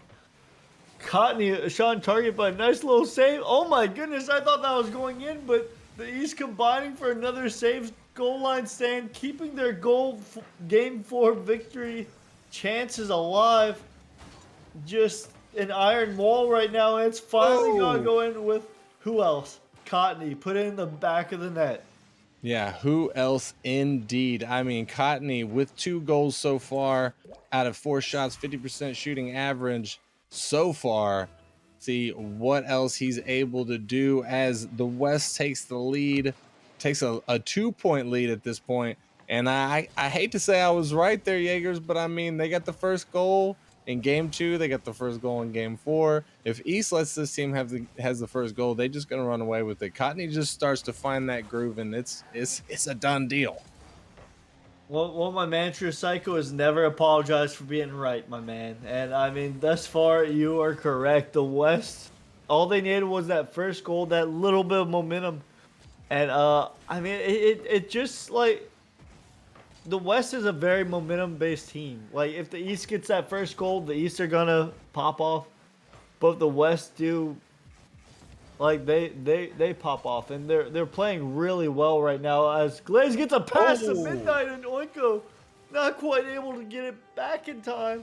And I mean, with a minute left, we could have a tie ball game. We could count our chickens just yet, West fans, because with that, East just came back within 1. A minute 15 seconds left on the clock. Still plenty of time for this East roster to figure something out, especially the way the East has been playing in game 1 and game 3. They didn't just get wins, they got fairly dominating wins. But West still able to clutch up in game number 2, still holding the lead here in game number 4. A minute left on the clock. Oinko trying to get one past the defense and off the backboard. Midnight in the midfield beats out the West defender. Cottony with the awkward touch, but he's still with it. He pops it up, following it. Speed Demon's there, touches it. I'm not sure if that was what a shot. a mistouch. Oh my goodness, Glaze with the dirty deeds. Bardowski tying things up. 40 seconds left. Glaze just a 1-on-1 situation, hits that bar down. And a little throwback to game 1, Psycho. If Oinko did have the Merc on, he 100% would have saved that. Merc's just a taller car, and you know, Midnight just cleans it up, and we have a different ball game as the momentum swing is alive. It is alive. East just doing the work right now, putting in the effort, and it's showing out for them. They've been able to come back from a 2-point deficit, and now with 36 seconds left on the clock, they are now leading by 1 point. West doing everything that they can. Speed with the shot on net from midfield. Cottony out of the corner with the second touch, trying to put it up. Speed there with the touch. Cottony can't get it. Only one back. Oinko to send it out to the side. And an awkward touch from East. Oinko's back. He finds the back of the net. He ties things up. 15 seconds left on the clock for West to pull this back and force the game 5. And excuse me, Psycho, I had to read chat real quick. West trolling. It looks like East are trolling a little bit, Mr. Director, as we have a tie ball game with 15 seconds left. And look, usually performances like this are... Hold on, we might not go to a game 5 as Glaze gets a air dribble pass to Cottony, gets a bad touch, is on the back wall, goes off the ceiling, passing it down, but no. And we have overtime in game 4. We got overtime, and I have a very bad memory, but if my current memory is serving me correct, this is not looking good for the West. We went to overtime already in this series, and East won it. Am I remembering that correctly, Eggers? Am I by myself? Is Jaeger's not with me no more? Psycho, I'm not gonna lie to you, buddy. My headphones went out on me. I can't hear anything. So give me 1 second, buddy. Oh, no. Okay, well, we're just going to get into this action then. 30 seconds on this OT. This game number 4, West trying to force a game number 5 off of this. East trying to get the dub, walking home the winners. walking home with the extra clout. Midnight gets in front of the offense. Midnight off of the sidewall. Cottony bangs it away. Alpha's there. Alpha looking to get a little play going. Oinko takes it away. Midnight leaves it in the mid. No, Midnight comes back for it. 50. Speed Demon is there. This could be dangerous for East. Speed Demon looking for 2. Oh. And Cottony going to get it around the last defender. And there you have it. West forcing the game number 5. And Cottony clock in with the hat trick. Gonna put this one away. And with a minute into game or OT, the West are going to take it. And Psycho, it's the best phrase in sports. It's the best phrase in Rocket League. Game 5. Well, it's actually game 7, but it's do or die now. So we're Right. gonna see. Yeah. Game 5, unless you can have a game 7, of course. Like if you're not gonna have a game 7, game 5 is pretty much the same thing. It's just it doesn't take as long. So, but we do got game 7s here, just not tonight. But regardless of that, that was a really good series. I'm glad this is going to game number 5.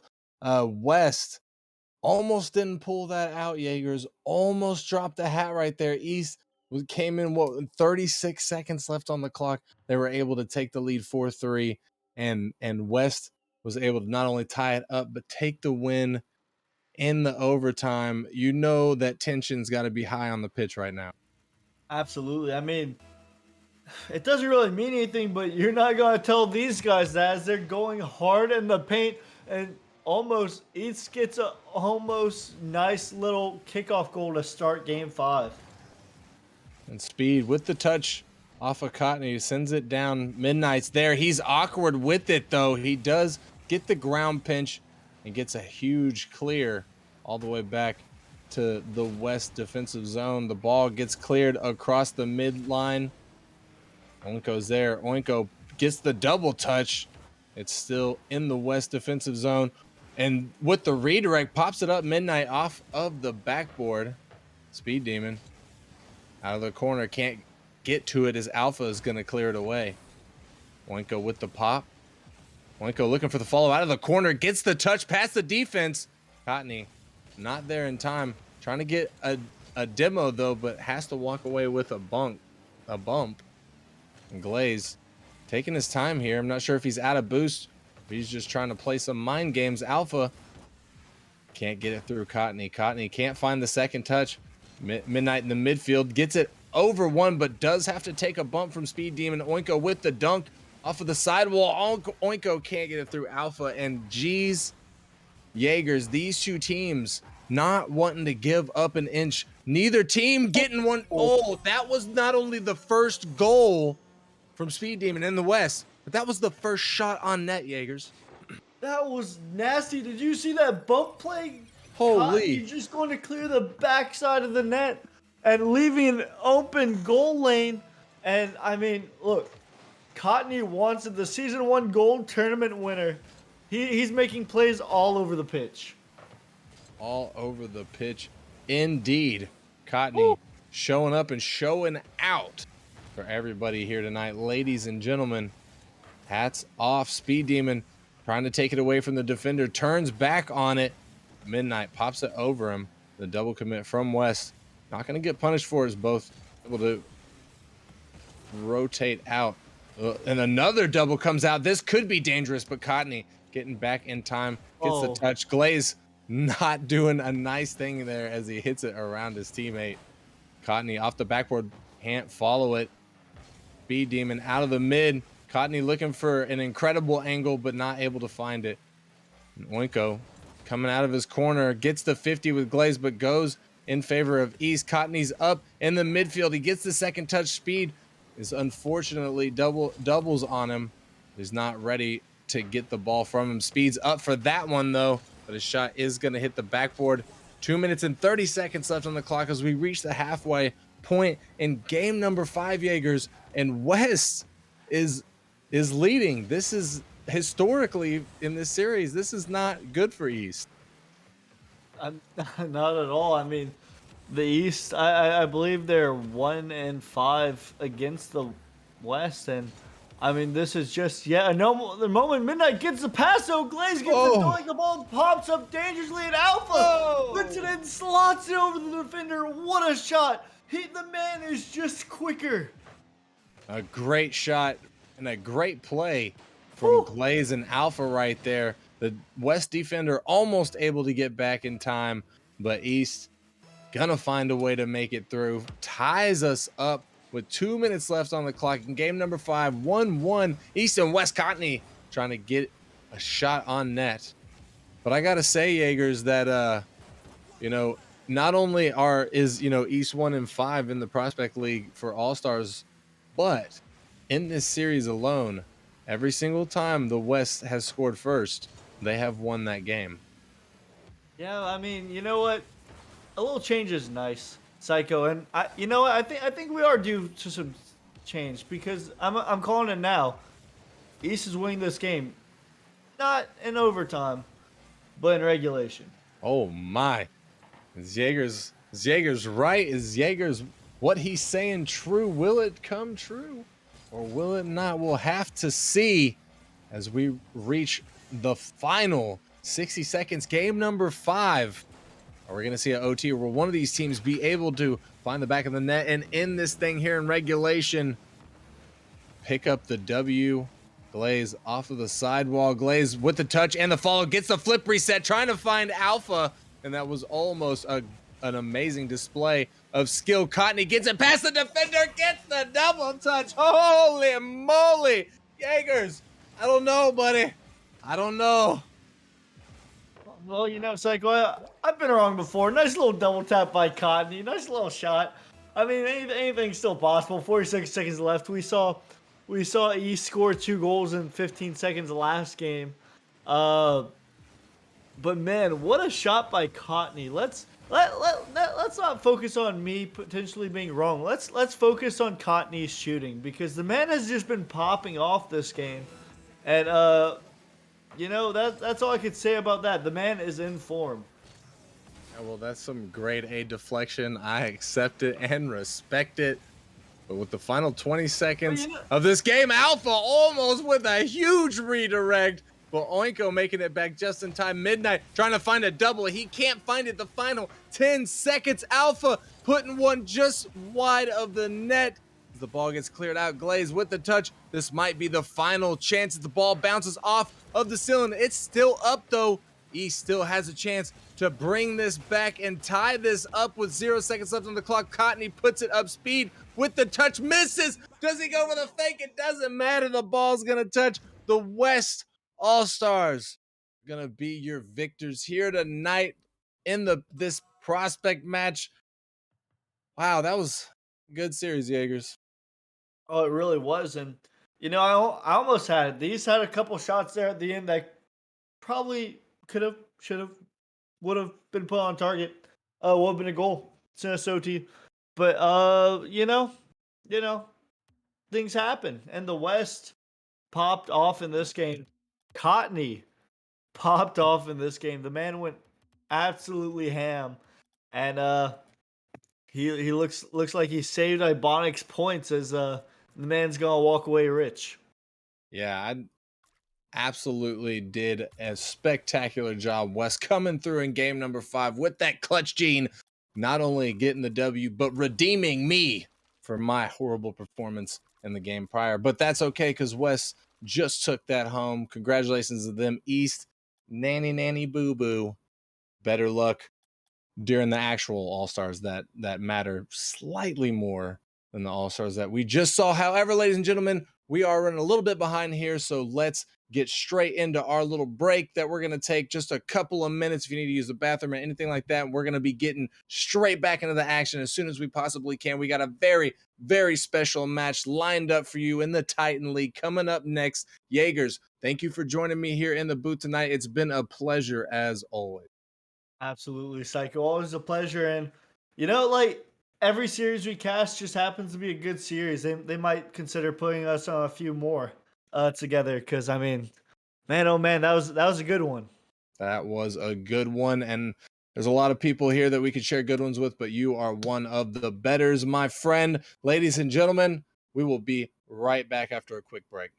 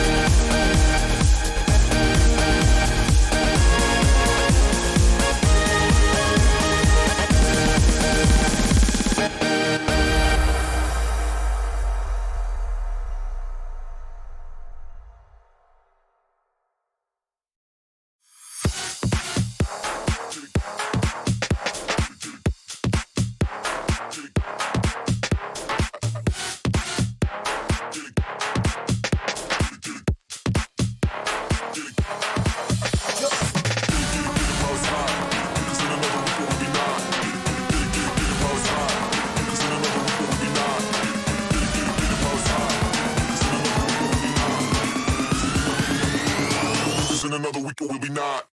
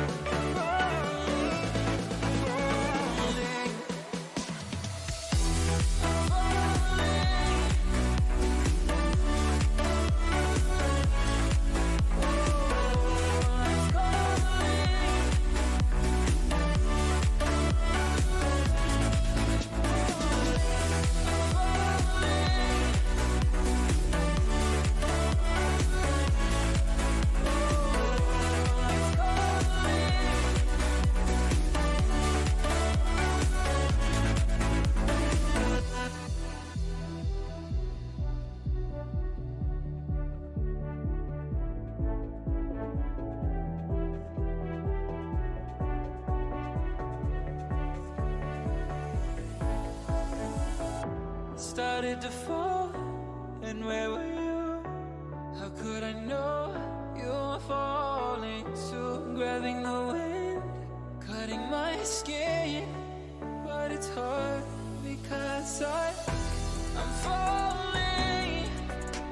Tell me why I'm falling. Oh, life's calling, but it's hard because I'm falling. What is going on, guys? We're back with some more off-week action. Hope you guys enjoyed your 4th of July. Hope you're feeling good. We're feeling good as we're going to get a rematch here of the Season 6 Grand Finals, Reapers versus the Blizzard. And a few interesting things to note about this matchup. Joined here by Austin. What's going on, Austin? What can you tell us about this matchup? Ooh, really, we got a good one. We got a good one. And after our night, before we get the Season 7 All-Star reveal, we have a Season 6 rematch between Reapers and Blizzard. And it's gonna be spicy. I know a lot of people have gotten better since the last time they played. It may have been a 4-0 Blizzard sweep last time, but the Reapers are coming back here. We got some interesting storylines. I mean, Zenvez, who was the sub for the Reapers last season, is now the starter for this season's Blizzard. So he may have some extra insight on this match. So I'm curious to see. We're gonna have a best of 5 to end it out, but it should be a spicy way. It's always fun to get a grand finals rematch, especially in the Titan League. Yeah, this is something that I'm sure plenty of you guys have played series that you wish you would have won or you wish you had another chance at. And in this case, Reapers and Blizzard both improving, obviously, had some time to recuperate, but they get to go at it once again. And the Blizzard roster, mostly the same, except for the lack of Soars on the team nowadays.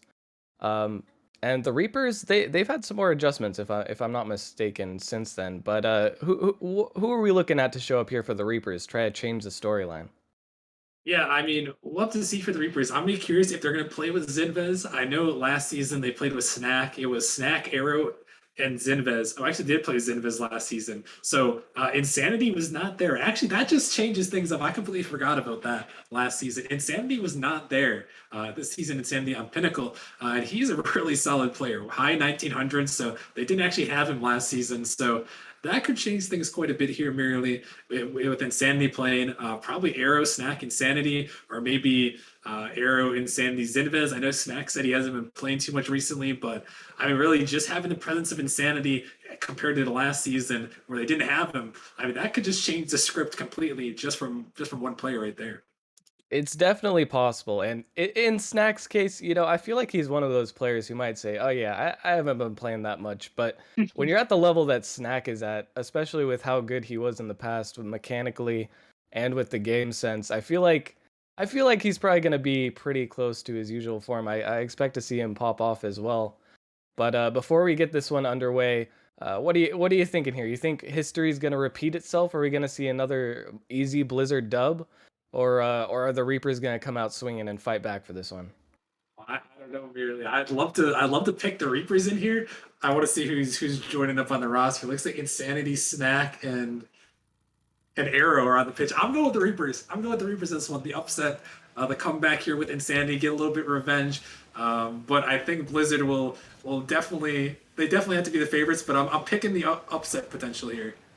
And I It's might be wrong possible, already. but already right off the bat, Soar's going to put one through. And let's not forget, it wasn't only Season 6 that this team dominated. But the season before that, Season 5, they also looked unstoppable. Back-to-back champions, I believe.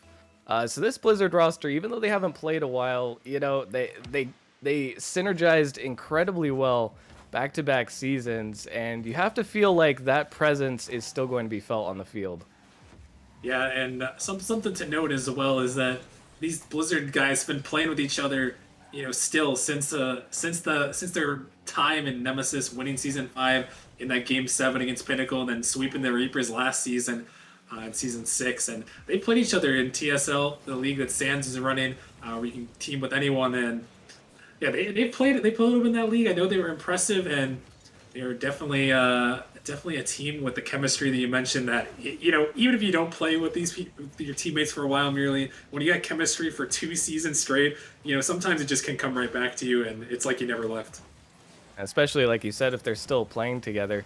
It clearly means that they like each other enough to play outside of even being on a team in Nemesis. Always helps when you enjoy playing with your teammates.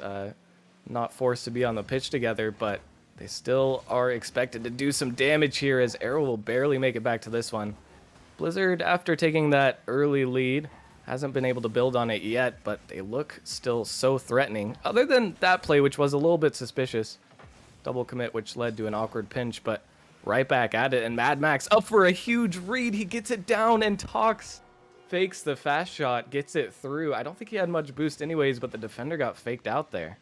Yeah, Mad Max, he was a huge performer in the last one. Insanity, he's trying to read it, but Toxic he knew what he had to do. He was going for the dunk or just a soft shot, and it worked out perfectly. So you got to watch out for Mad Max. He was a dominant force. He didn't quite get the Finals MVP in the last one. Swords took the Finals MVP home, but Mad Max, he was averaging 2 goals a game in that series in the Grand Finals last season.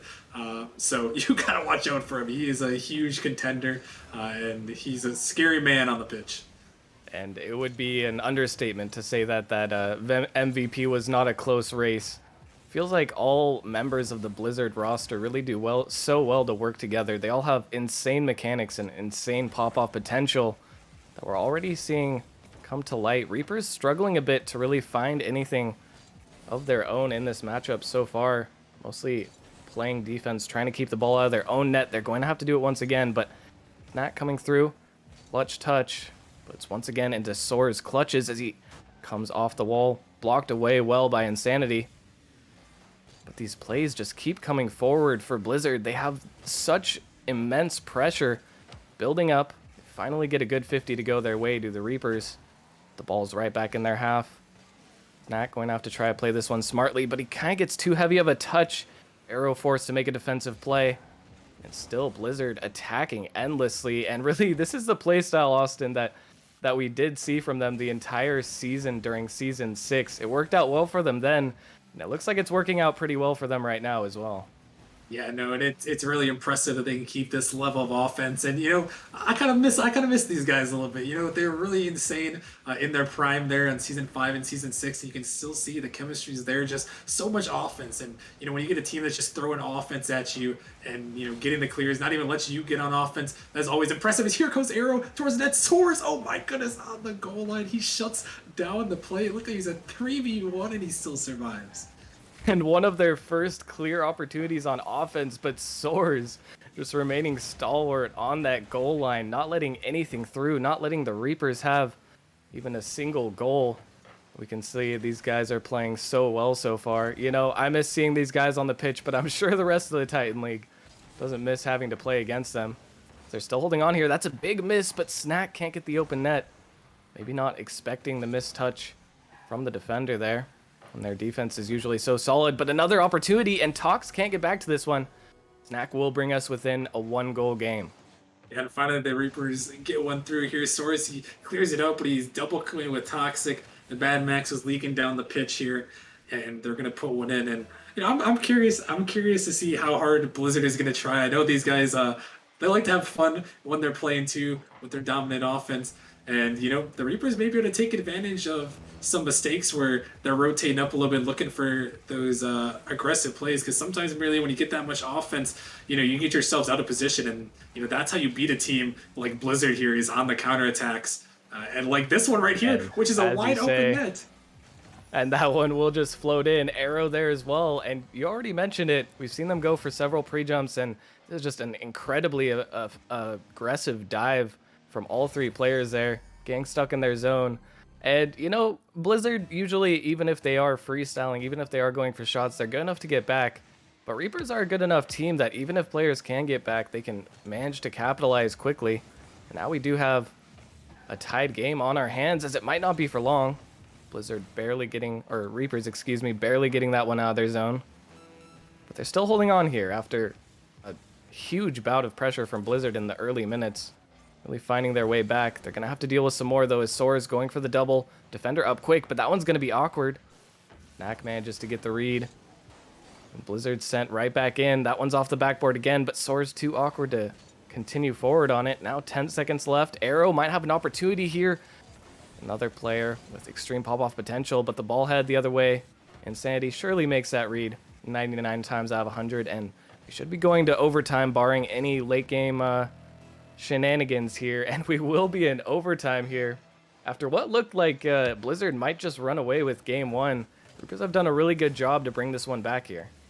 Yeah, they really have. And Blizzard, they had the shots here. Oh my goodness, Arrow was looking for the redirect down. But yeah, so much pressure from Blizzard early, but Reapers have done a great job to get back and get some goals of their own. Got a couple of shots, and we'll see if they can hold on here and take out this game one victory and give themselves the advantage in the series. And they're trying here. Tox coming off the backboard. Surely he has a double touch. He goes for the flip reset. It passes middle, but no one was ready for that play, defense or offense.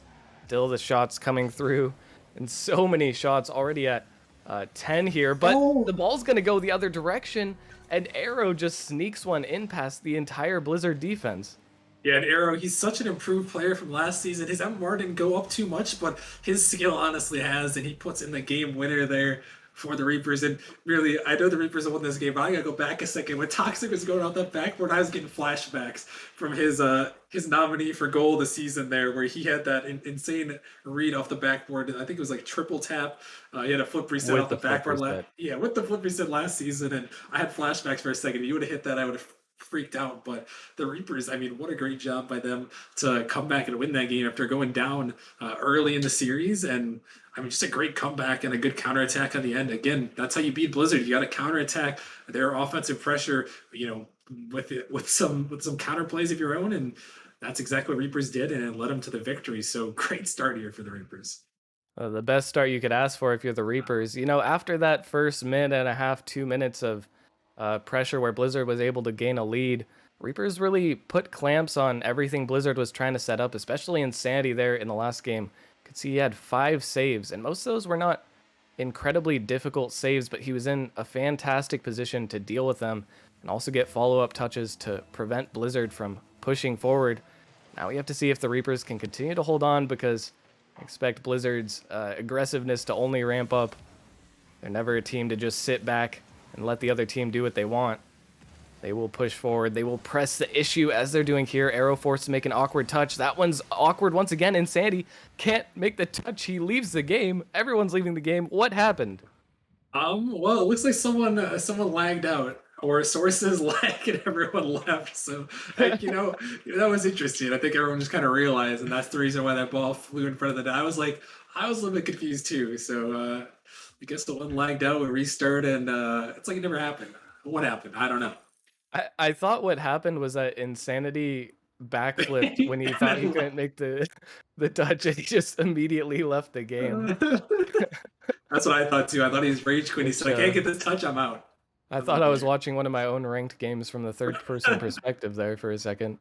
But yeah, it seems like that was just kind of a bad server.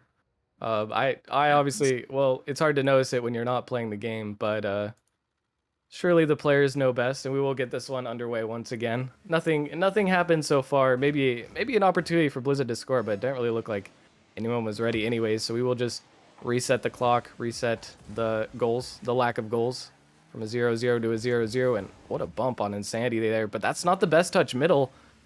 Defense, Mad Max forced to rush back. Now Blizzard in a bit of an awkward space, but no one there ready to touch. Mad Max trying to get the pass off. It's not really headed anywhere dangerous so far. And the Reapers, once again, just continuing to make solid defensive touches, get these big clears, but soars to Toxic off the ceiling, and that one is just going to go in. And you can't give them this much space to do what they want, because they're going to capitalize every time. Oh my goodness, I saw that one coming a mile away. Toxic off the ceiling, and Source, he saw him too. He just fires it up there, and Toxic puts it over, and that is a clip there. I mean, it wouldn't be a game between these two really if Toxic wasn't getting an insane clip. It's such a treat to watch. Both of these teams, honestly, we know that Insanity and Arrow, especially as Snack with the top shelf snipe, a huge infield pass, and Reapers immediately follow up with a goal of their own. Yeah, look at that pass there. Insanity and Snack, they have a long time experience on the Reapers back when they were playing with Bagels.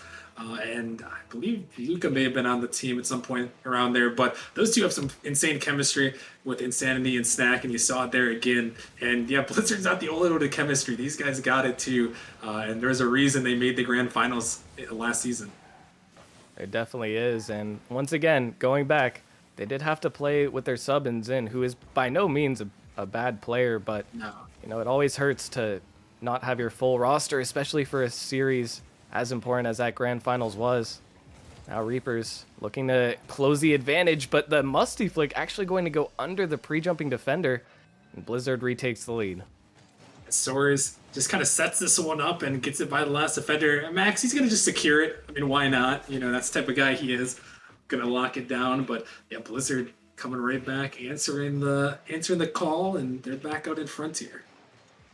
And the last game they did have the lead as well in the early minutes. Reapers were able to come back and regain to take that game, but they're going to have to do some more work, as I'm pretty sure that ball was going in if Insanity, a little bit unlucky on the positioning there, happened to save it away. Now Blizzard with their own attack. That net temporarily open, but Insanity will recover in time for the follow-up. And Blizzard, they have to be careful here not to get baited in too far. They don't really have a clear scoring chance, and times like these can be when they get pulled out. But Soares trying to make a clear scoring chance for himself. That one off the backboard. Arrow reading it perfectly. Trying to get the follow-up, but instead it will go down to Soares. Gets another good 50. The shot on net is weak, though. And no threats so far. This game, you know, it feels like Blizzard's still with a lot of the offense, but the Reapers don't really look like they're in danger too often, other than that last goal, which was just a bit of a misread by the last defender, and then obviously the pre-jump ceiling shot. What are you going to do about that one? But the Reapers have made this look like a completely even matchup so far. It really has, and there's only one shot, and then it was that goal off that beautiful passing play. But yeah, Blizzard, they do this. I mean, like we said, this is the key to beat them.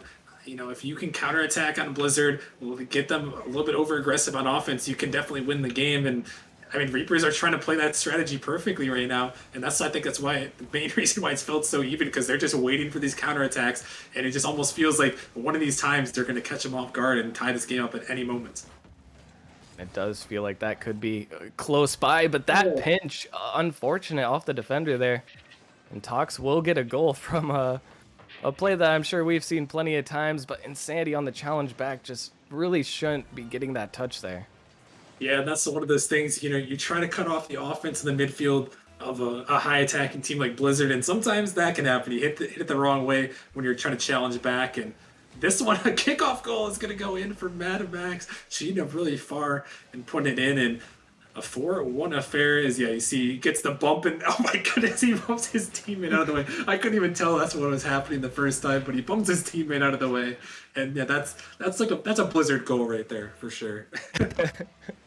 And a couple of unfortunate events not going the way of the Reapers. I mean, we all know how often these kickoff shenanigans happen. Even in RLCS, even in RLCS, we saw plenty of questionable kickoff plays where one team just manages to gate an advantage and score very quickly. Things always happen if you're the Reapers. You have to try to reconsolidate after conceding a couple times quickly in a row, as Mad Max going through the double reset triple. He got a lot of touches there, almost flipping on the Reapers, but won't quite be able to happen. They're definitely feeling confident now with this 3-goal lead. But time is still somewhat in favor of the Reapers. They have a minute 30 to come back. Plenty of time if they can be clinical with their opportunities. Insanity going for the flip reset fake. Almost got past one, but couldn't really follow up on it. Still, this is dangerous. Tox has to make that block there, and he does. With time ticking away now, Reapers have to get more aggressive, have to try and pull out these plays that we know they can make. Insanity trying to get a touch to the corner. But the Reapers are no slouches when it comes to mechanical plays themselves. I mean, Arrow, Snack, two of the guys I would consider to have some of the best mechanics in the entire Titan League. It feels like they're playing a bit reserved using those mechanics right now, though. Just kind of trying to get solid outplays on Blizzard. Yeah, and I think it's part of their strategy, again, just not to just keep hitting the same point, but I feel like it's part of the strategy to try to capitalize on those mistakes. You can't be going for crazy mechanics. You got to play solid and wait for your opportunity. So I think that's a big reason why you're not seeing too many, arrow flip resets or, backboard reads potentially. These guys are trying to find the counterattack and might have an opportunity here, but Sora is good on and yeah, the counterattack strategy, it didn't quite work in this game as it looks like Blizzard is gonna take game two. But I think it has the potential to work, and I think Reaper is probably gonna keep at it. And we'll see if it works for them in game three. It worked in game one, but not in game two. And we'll see if maybe they even try to switch it up a little bit and maybe try to get more aggressive. I don't know. But Blizzard, a solid game from them. I mean, really, they just had some insane plays. I mean, that toxic goal. I mean, like we said, what are you gonna do? Yeah, you really have to be rigging that one early if you want to try to put a stop to it. And so far, like you said, the strategy worked in game one, and it didn't really work as well here. A 4-1 loss for the Reapers. But just because something didn't work doesn't mean that it's not a good play. Still, it does feel like they're putting a little bit too much weight, to me at least, on Blizzard making mistakes when Blizzard really seemed to clean up a lot of those mistakes. And if not, for instance, the play in game one, where Blizzard just had 3 people in the corner, in the Reaper's corner, they might have not even been able to edge out that game. So I wonder if maybe finding a balance between using their mechanics and trying to stay solid is what the Reapers need here. Also, I am biased because I want to see as many arrow flip resets as possible. Hey, I think we all want to see as many arrow flip resets as possible, so I understand for sure. But yeah, I think they can definitely get a little bit more aggressive and try to get a little more mechanical here. Playing that counterattack game, it's not pretty. Sometimes it can work, but sometimes, if you try to play that counterattack game, you can find yourselves in an awful position where the other team just gets so much offense and you don't even get a chance to counterattack. So that kind of happened in game two, and we'll see. Like you said, we'll see if the Reapers try to get a little more aggressive here in game three to try to take the decisive lead. Absolutely. And to be fair, it can be difficult to get aggressive as a good block comes out from Soars, but it can be difficult to get aggressive when there's so many things happening on the offensive side of your own field. Mad Max with a huge breezy flick, and that one, you're just not saving that one. Oh, come on, Max. He's just doing it to him right there as he gets that flick all the way from midfield. And I mean, like we said, this guy is the one to watch out for. He is so mechanical, such a great player. Love watching him play, and he's a lot like a lot of these other mechanical guys. You give him some space, give him an opportunity. Oh my goodness, Toxic is gonna find that read, and wow, Blizzard now up by 2 after this huge dunk. And to be fair, a little bit fortunate there for Toxic. Definitely in this game and the last, a couple 50s have just gone hugely in the favor of Blizzard. But you really have to be trying to get a better touch away from the defender, even though he was so close. Difficult position to be in. Now the Reapers have to try to put a stop to this momentum. Really don't want to let Blizzard run away with any single game. As we saw in the last one, they just get more and more confident. Mad Max is pre-jumping at the midfield for a ball that I don't think could have physically even gotten that much momentum. Now the net is temporarily open, but Snack couldn't put the shot on target. I don't know if he realized how open the net was. Here comes Arrow. Tossed away by Tox, and that pass to the midfield. Soar is actually going to miss an open net. That was another freebie opportunity for Blizzard that they couldn't capitalize on. But they're still up 2-0. Won't be questioning it too much yet, as I'm not really sure where the defense went here. That one's actually not going to go in until the defender hits it in. A tough spot. And Blizzard now up 3-0. They're running away with this one a little bit. Yeah, I don't know where the Reapers went, but this ball's so close and almost able to make the save. But yeah, I don't know what happened to the Reapers defense there, but Blizzard, I mean, they're going to take advantage of it, and Source is just sitting by the net. And I think it's the second time I saw earlier when they almost had that passing play, the one where Soares missed that relatively open net, is that they were just waiting on Boost. Mad Max is waiting on Boost in the corner to get these passing plays. So, I mean, you let them get these opportunities, and I think these guys, the biggest thing really is that the Blizzard, they trust each other. They know that they're going to make the hits and give their teammates an opportunity, and that's that is something you can't take lightly. Is the trust. The trust, and even more so, it seems like they just don't even care if the touches are made. I mean, they're just kind of having fun in this game, and you could really see it in how they're playing. They're just kind of pre-jumping a lot of ridiculous plays, just going for clips, even on the open net. I think it was Mad Max who just basically saved it, and now they're own goaling. So if the Reapers can use this to their advantage, it could be a comeback time. But also, it has to be kind of tilting, playing against players who are just playing like this. Yeah, it can be a little bit tilting. As I don't know if he was trying to own goal that one, or just a mistouch, and then he tries to follow it and then own goals it. I don't know, but hey, yeah, the Reapers are going to take it, and really it's a show match. So if these guys throw for content a little bit, we're not going to complain. They've already shown us some highlight plays. They've shown us some really solid Rocket League. And hey, maybe they give us some content. It is only game 3, so they might not have to throw too hard just yet, but respect. I mean, I love to see it. It's all-star, well, not all-star games, but All-Star Week. we'll call it all-star week. And these guys are definitely putting on a show for us. So now I just want to see the Reapers pop off with some sick goals of their own, but we'll see if they even have opportunities, as Blizzard kind of tripping over each other once again, but they don't really seem too concerned. Mad Max going to go for a pinch. I almost expected that one to just be a full pitch boomer. An unfortunate miss on the goal line, but Reapers managed to recover again. A few double commits coming out, and it seems like they are trying to let loose a little bit more, just challenge these balls and try to get something going in their opponent's half. Blizzard is not making it easy, except for when they feel like putting the ball in their own net, their own accord, as Source with a ridiculous recovery somehow manages to clear that one. This one's going to go middle, and Mad Max with a good shot. And even though they don't really look like they're full sweating, they're still running away with this one. Yeah, I mean, Mad Max, look at this, right over the defender with that type of power. I mean, just an insane shot. But yeah, Blizzard, their offense, it can just come in waves. And sometimes, like you said, it doesn't even look like they're trying. And they just make it happen. Oh my goodness, that one, a huge pinch, just a little bit off. But Blizzard, again, so good on the offense. You can't count them out. And the Reapers, again, find themselves in a multi-goal deficit, where they really got to try to battle it back, and their only goal that they scored was a questionable own goal from Mad Max. Yeah, I guess Blizzard here just wanted the same scoreline as Soars. Is once again looks like he's trying to own goal. Not really sure about the validity of these plays, as that one goes off the backboard, but this time Soars does decide to get the save. And now this one, Toxic pre-jumped incredibly fast for that. Couldn't quite find it. Now 40 seconds left. It's looking like we might have another 4-1 scoreline, except hold up. All right, a little bit of action on the other side. Defense can't get back, and Arrow will put in another one now. A 2-goal lead is much more vulnerable than a 3-goal lead. It is Blizzard we were talking about, though, so, well, maybe that's a good thing, maybe it's a bad thing. Maybe they'll own goal a couple more times, or maybe they'll just dominate the offense. Who knows here in the final 30 seconds, but the Reapers have a chance here. Winner of this game is going to put themselves on match point, is trying to make something happen here.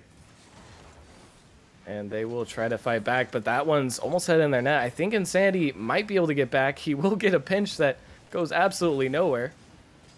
But with 14 seconds left, it doesn't really look like the Reapers are going to have enough time, except Blizzard is going to help them out.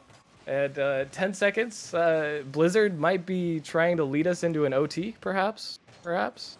I don't know. I mean, you got to respect the flip reset there from Toxic, but hey, I don't know. We're going to see. Final 10 seconds. All right, as Snack says, enough child's play. Who wants to freestyle? So we might just see this devolve into a 3v3 freestyle match. I don't think we've had one of those on stream before. No. But there's a first for everything, or so I've heard. This one looks like it might touch the floor. Tox will send it clear. I think Soars is going to try to keep this one up, but he cannot. And Blizzard takes a pretty convincing 2-1 lead in the series, I will say, when they aren't trying to send the ball into their own net. That is true. They did attempt to send the ball in their net twice in this game, but I think it was more than that. Well, they succeeded in sending the ball in their own net twice this game. That's what I was looking for there. As they take the 2-1 series lead, but yeah, Mad Max 3 goals, and I mean just the pressure from Blizzard. It ended up being the same, 9 shots each. But Reapers were definitely on the defense quite more, with 7 saves compared to 3. So, I don't know. I don't know what to expect really. Maybe they'll throw for content in game four. Maybe Reapers will actually outplay Blizzard in game four, like they did in that game number one. I mean, who knows what to expect here in this one? Blizzard could just end it off here and say we're done. I don't know. We've seen we've seen a lot in this match, and hey, I'm all for it. Whatever we've seen, it's been good so far. I mean, I guess only time will tell. I am enjoying Blizzard just throwing some copy pastas in the game chat in between the break. They seem to be having fun no matter what. And the Reapers, I'm not really sure what it's like over there. I think there's a good chance that they're just kind of messing around as well, having fun. Hopefully not taking it too seriously as well. But we should be getting Game 4 underway. Not exactly sure where the Reapers players are. Ah, there they are. And heading into this Game 4 now. I don't know, Rocker Man. How are you feeling about that Reapers prediction at this point?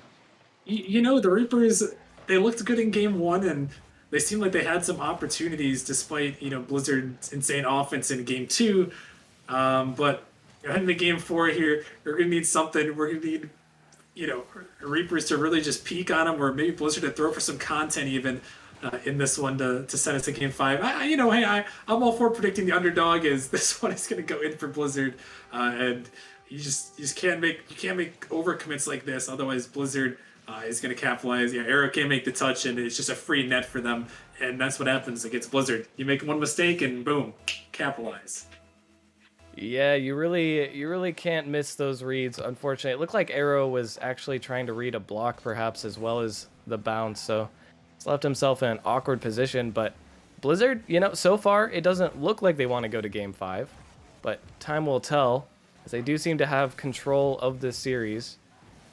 But that is on them to keep control of it.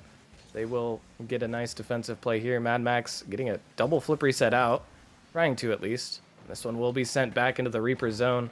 And Sandy trying to send it clear, and Soars looking for the pass to Tox, who fakes it actually, and a good play at first, but he wasn't able to get a follow-up. Couldn't send it clear.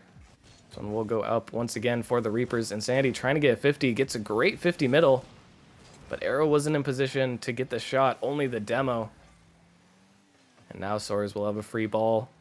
Scary situation for the Reapers, as Insanity makes a nice block. The ball is sent free from danger once again. So much space here for Soars. He's actually going to fake it. And the defense didn't really care for the Reapers. They just dove anyways, which is the correct play. A good look from them. This one going through once again. Insanity actually Arrow boxing out. Soars there on defense, and Insanity able to sneak it through. The Reapers will tie this one up. Yeah, Reaper's going to get that one through, and Insanity just get in and buy the last defender there. And Blizzard, again, sometimes last defender overcommits, and that's how you get them. And that's what Reapers did right there. Good tie-up. We'll see if they can keep it going, force this game 5. I'd love to see a little more content from these guys. We absolutely would love to see a game 5 here, something we were robbed of in the Season 6 Grand Finals. And here come the Reapers with their first goal lead in quite a while. So they will go up 2-0 off of a little bit of a suspicious double tap from Tox there. That's what I'm talking about. Sometimes Blizzard, they may be trolling, they may be just playing too aggressive on offense, but the Reapers, this is what we talked about. You got to capitalize on the mistakes from Blizzard because they will capitalize on your mistakes. So good job on them. 2-1 lead and 3 minutes remaining. We know Blizzard can score, so Reapers, they got to be careful, and hopefully for their sake they can add a little bit to the goal margin here as Toxic trying to find that read. And that was a little bit close. Got to be shaken a little bit. If you are Reaper sitting in net, there is an opportunity on the other side. Just barely goes awry. Arrow hitting this one forward. A little bit of awkwardness from the 3 players stuck in midfield, and Tox going to opt to bump his teammate. That one will go off the backboard, and now the Reapers could bring their goal advantage even further here if they can be fast, but no touch from the attacker there, and now they're the ones on the back foot. Insanity getting a soft touch, and Tox over to Mad Max, who didn't seem to have boost for the play. This one will be centered, and Soars tries to take the shot, but will be blocked away. Once again, though, Blizzard overcommitting quite a bit. If this play doesn't work out for them, could be dangerous on the other side, and that one's going to go through. As we can see, Toxic has to rush back. The follow-up shot will be good by Insanity, saved away. And now Soars on the counterattack. He's going to go for the dunk. He just has to fake. His teammate was bumping as well, and Blizzard will tie this one up. That is a scary sight. I mean, just imagine being the defenders trying to race back here. Your arrow trying to get the touch. It was so close, but I mean, Mad Max going for a bump, Soares on the follow, and it's a dangerous time back there. But Blizzard, they get the goal, tie us up at 2-2 with 2 minutes remaining, and we'll see if Blizzard can clinch it up. The Reapers can pull it back and send us to a game 5. They still are within one, but Blizzard does not look like they are trying to go to game 5. They look like they do want to take the game here. Even with a little bit of suspicious activity like this double commit here, they still are remaining solid, always having someone back for the most part. Is Mad Max going to try to pass across to Soares? I don't think Soares had much boost though. Mad Max will try to take this one out. No touch just yet, and now a double touch opportunity. Mad Max trying to hit down to Soares, but the shot is not good. Now, a little bit of an awkward situation, but Mad Max deals with it well. Going for the flip reset. He gets it off the backboard. And Sandy just barely making a crucial touch there. And we are really seeing Blizzard push the realm of mechanics in this game here. They're going for pretty much everything, but they're still remaining solid on defense, Austin. And because of that, still not conceding that often. Yeah, I mean, it's just so impressive to see the mechanics, and then for them to answer back is, oh, look at this arrow. They can't hold off that one. This arrow finds the read off the corner, and it looks like just a little bit of a misread. Toxic trying to get to the backboard, not expecting to go out that far. And Arrow, he is a mechanical man as well. He's not going to miss a shot like that. And the Reaper's back out in front, looking to push us to a game 5. They only got to hold on for the final 55 seconds. They are very close to doing so. They've done a really good job of holding off the majority of Blizzard's attacks in this game. You just have to do so for a little bit longer as Insanity. I don't think he expected that he would have a net to shoot on there. Instead, Blizzard will be fast with the counterattack. Max trying to get the pinch down. Sent away once again by Snack. Reaper's doing an excellent job here. Not letting anything come through. And this one almost just opened. That one will 50 through. It's almost in the net, and Arrow will be able to finish it. Looks like we might be going to a game 5 after all. And we may just be doing that. As Snacky tried to put that one in, I thought for a second he was going to go wide, but Arrow, he's right there on the goal line to put it in. And ooh, oh boy, we could have a game 5 brewing here unless Blizzard makes some insane comeback in the final 25 seconds. And we know they have it in them, but the Reapers have also been holding on very well. Looks like Soares is changing his SoundCloud playlist once again as he's motionless on the goal line, preparing for game 5. Now with 10 seconds left, it does look like this one will be headed there, as no attack will be brewing for Blizzard, even if they could get one. No time left in the game, and after everything that's happened, we're somehow heading to game 5. You know, it's been a series, merely. We've had a roller coaster of emotions here. I mean, we saw our Reapers clutch up in game 1. Blizzard show off some insane mechanics in games 2 and 3, and then the Reapers, the counterattack all their way to this game 4 victory. We got a game 5 grand finals rematch from last season, and boy, this is what you look for, Mira. This is what you want to see when you come to these special events here. Both these teams giving us some content, some highlight plays, some great Rocket League. They've been battling, and now I think merely as we go to this game 5, these teams may have been trolling before, but I have a feeling that they are going to sweat it out in this game 5, and I'm excited to see what's going to happen. Yeah, I mean, this is pretty much the ideal outcome for what we were hoping to see from this matchup. I mean, you can't ask for much better than game 5. And like you said, I think now that it is game 5, I think it's time for both teams to clamp down.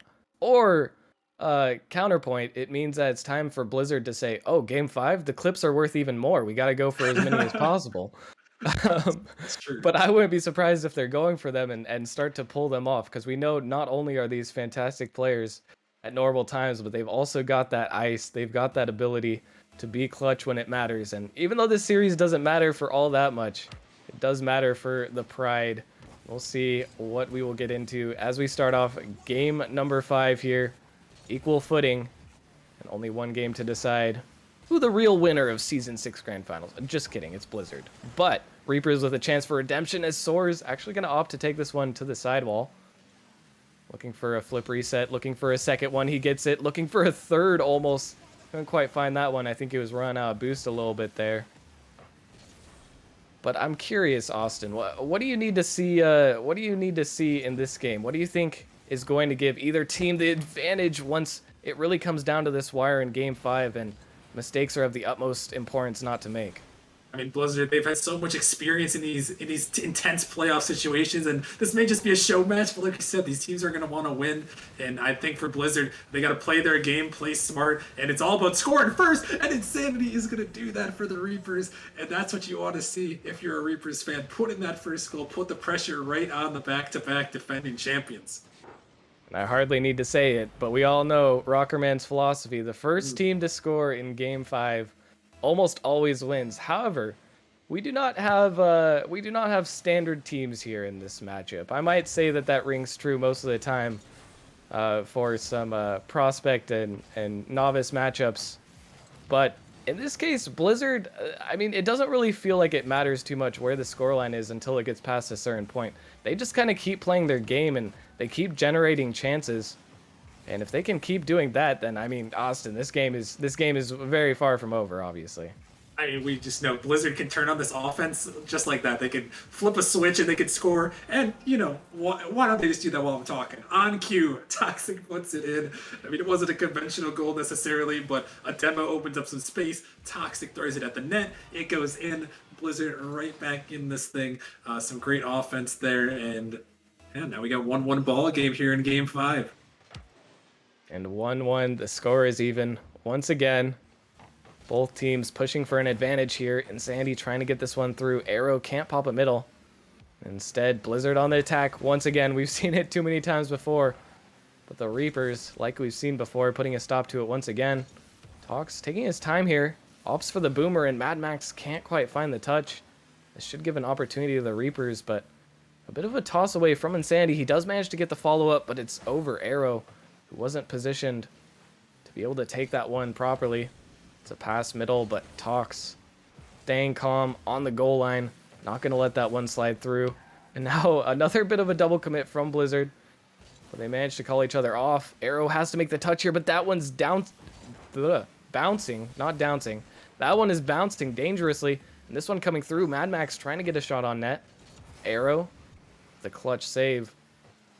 But this one's still dangerous. And 2 players up from Blizzard, both looking for the shot. Tox looking for the shot as well. Now could be the opportunity for the Reapers to try and get a counterattack, but they're not going to have time if Soros keeps this up. A missed shot, a missed clear, and Tox will go through. And Blizzard do go up on a heartbreaking defensive play. Oh, I mean, Reapers, they're just starved. You can just tell there's just no boost for anyone on that map right there on the Reapers' end. And Blizzard, the offense can be so suffocating at times, and it was right there. And now the Reapers, after finding that first goal, they have to find an answer. And who is it going to be? Arrow is trying to set it up, but it's not going to go. And who's going to step up big for the Reapers? They've got a lot of great players here, a lot of mechanical players, but, you know, in a team like Blizzard, if they suffocate you again, you know, they could find another goal in an instant, so they got to be ready. It seems like Blizzard is taking this Game 5 more seriously. They're playing a bit farther back with their last man. That one, another bump, almost got the revenge play for the Reapers, but they can't quite find it. And now on the other side, the net is completely open after the demo, but no third man pushing up in that case. And the Reapers stay alive, but this is still so dangerous. Mad Max going through Soars, looking for the double, can't find it, but Tox with the touch, and I think, was it Soars who got the goal there? Or was it Toxic? Soars is going to steal that one at the very end. Toxic throwing it towards the net. Soars just popping it in, just trying to secure it. And again, Blizzard, they are looking good. The offense, too powerful for the Reapers, but a minute 40 left. Can see if they can battle back here and get one of their own, but they got to get out of their zone, and missed touches and missed clears aren't going to help them. There's a huge saves going to come out. A lot of boosts being used, though, from the Reapers to make these saves and make these clears. Come on, guys. I mean, we made it to Game 5. We might as well go to overtime, right? Oh! Mad Max with an insane save. He had to be clairvoyant to see where that one was going, but the follow-up is too good, and now the Reaper is coming to life. Oh, wait, it's Mad Max. I thought he was going to float in this one again. I think he pogoed off the ground, and he was almost pre-jumping that save again. If he would have saved that, though, that would have been all-time clip right there. But it wasn't meant to be. But the Reapers, they battle back, and now only down by 1. A huge shot from Arrow. And we'll have to see, can they get another one? Can they tie us up and maybe send us to an overtime here in Game 5? Yeah, I mean, if Mad Max somehow got that save, we might have had to make an exception for save of the season being something not even played in a league game. But Blizzard's still pressing the issue here. trying to get their 2-goal lead back. Reapers just have to try and get out. The bounce does not favor. Oh my goodness, and so many saves coming out from the Reapers. They're staying alive. They have to stay alive a little bit longer, trying to get this one out. They will finally get a little bit of a clear, but now they have to do even better than that. They can't just pass the ball back. Snack forced to make another diving touch, and the recoveries are so good, the saves are so good for the Reapers, but only 30 seconds left. They have to try to find their offense.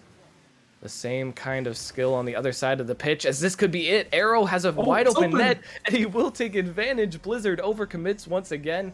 Flashbacks from game 1, and the Reapers will tie it up.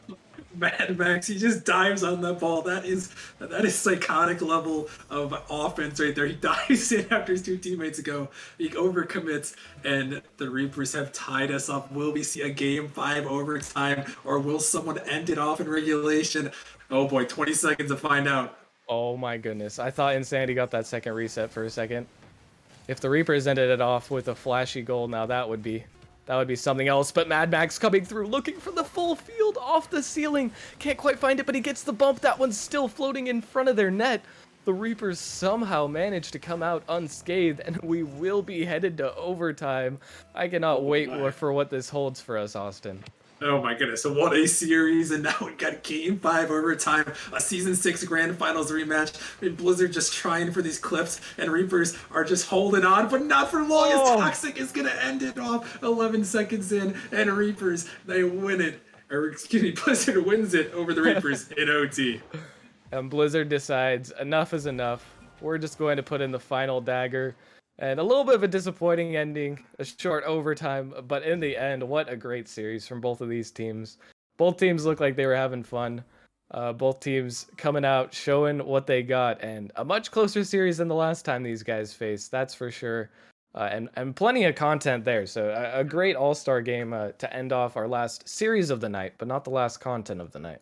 No, that's true. Some people were hating. They were hating on the grand finals rematch, but I think it lived up to the hype here as Blizzard. They hold on in an intense overtime. But yeah, we are not done with our content. We have the season 7 All-Star reveal coming up in just a few minutes. We're gonna get Jaegers up here in the booth with us in just a few, and then we're gonna be reviewing the season 7 All-Stars. So you guys definitely don't want to miss that. But yeah, merely a quick shout out to C Money for 26 months, and yeah, I think that's all I got. Any final words before we head to the All-Star reveal? Well, that was just a lot of fun. I'm glad we managed to get this stream that I did not know was happening until about 1 p.m. today. Glad to come out here and glad I was able to cast at what I think I would put as the matchup of the night. A really fun series, well played by both guys, and just a reminder that these guys still have it with their respective teams, and they're still popping off with their new teams as well. But nice taking a little look back into the history books of Nemesis, and now we get to look towards the future as we're gonna see who the All-Stars are for this season, and what matchups we get to find out are going to be played on Saturday. Yeah, it should be exciting. So make sure you stick around. We're going to be back in just a few minutes. We're going to reveal the Season 7 All-Stars who will be under the lights of Saturday Night Rocket League. We're about to find out, so stick around. We'll see you guys in a couple minutes.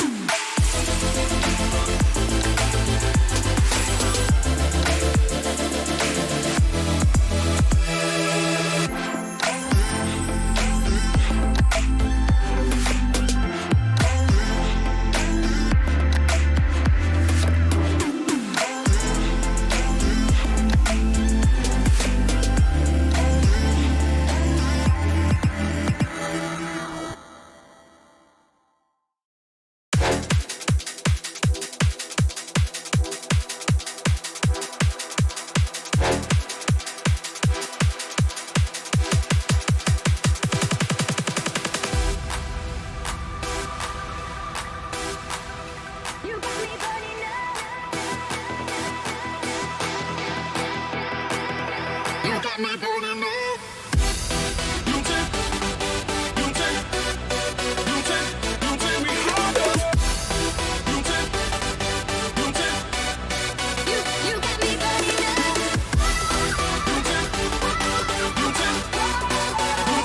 you take me higher.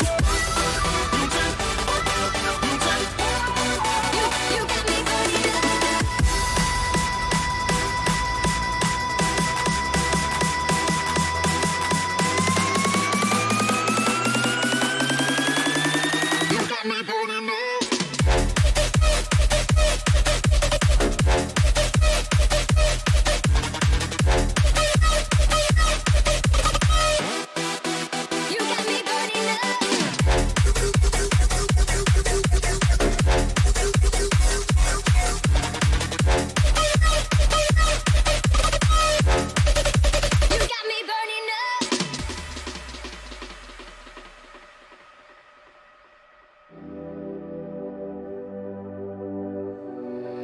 you got me burning up. You got me burning up. You got me burning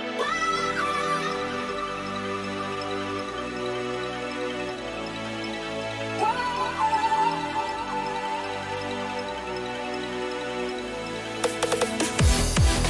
You got me burning up.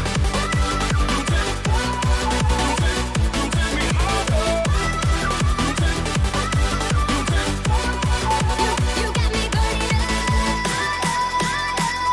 You got me burning up.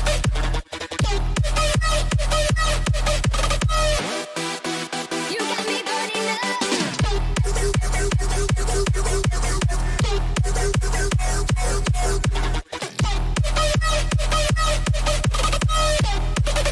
You got me burning up.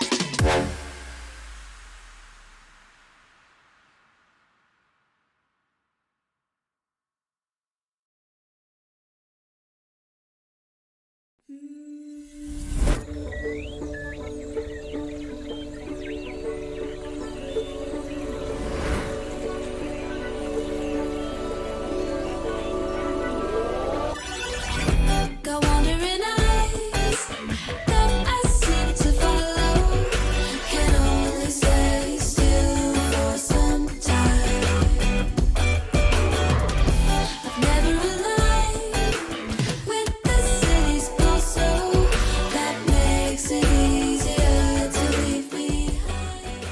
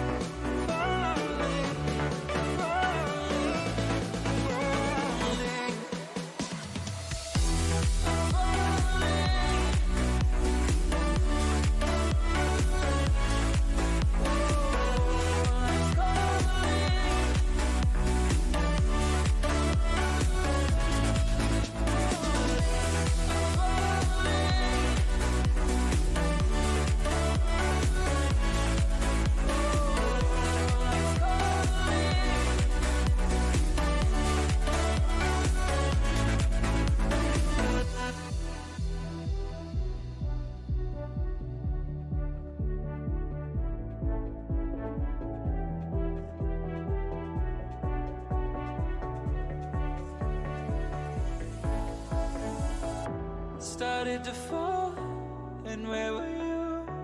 How could I know you were falling too? Grabbing the wind, cutting my skin, but it's hard because I'm falling. Tell me why I'm falling. Oh,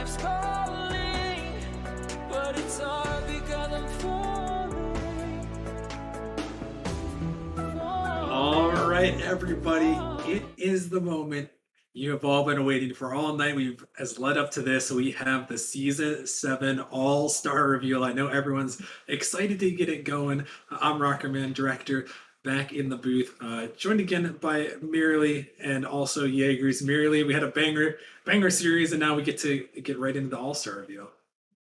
Yeah, that was a pretty fun series, pretty fun few series, I will say. Glad we got to come out with that. Good job to all our staff teams for coming up with some last minute plays, and I'm kind of surprised we got most of the people to play who were in the season last season as well. Some good games there. Yeah, definitely. And apparently, we may have leaked something. I'm sure Krippus will tell me. The chat is spamming leak. Always exciting. But we'll get into Titan in a second. I'll explain everything that's going on. But we also have our boy Jaegers back in the booth. He was here earlier. We got the Hawaiian theme going on here tonight. Jaegers, how are you feeling? Ready to reveal some all stars? Absolutely, and I will say this: the Hawaiian theme was my idea. Y'all kind of just latched on, But I'm here for it. I'm here for it. No, I'm excited for the All Stars, and it's been a great season so far. We're going into the home stretch, and what better way to kick off the home stretch than to reveal some All Stars? Yeah, we are gonna reveal some all stars in just a minute here. But Apparently, first, I we got already have. Oh yeah. Apparently we already have. So hey, get the party started early. Respect. But we'll go through all of them here in just a moment. I got to give one kind of quick reminder to everyone. If you're new to Nemesis, we're voting for the All Stars for the All Star match, which will be on Saturday night of the GM Showdown, and then all the leagues will have the best players playing on Saturday night. So this season a little bit different. The last couple of seasons we've had 2 fan votes, a management selection, and a reserve. But this season, we decided to switch things up a little bit. So the format is as follows. There's one player selected per conference from each of these groups. So we get one fan vote. So the person with the most fan vote gets selected. The top power ranking / commentator selection. So power rankings team and commentators, they combine their votes together to select one person per each conference. We also have, as always, the management selection. So there'll be one management selection per conference. And then last but not least, there is a general manager selection. So all the GMs voted. They couldn't vote for their own org, but they all voted for people from other orgs. So that is the 4th and final spot. And then the reserve was determined by management. So there'll be a starting 3, and there'll be one player that's listed as a reserve. So yeah, that's pretty much how it's going to work here. So why don't we get into things as we are going to start out in the Titan League. So let's start out with the Titan League Eastern Conference All Stars.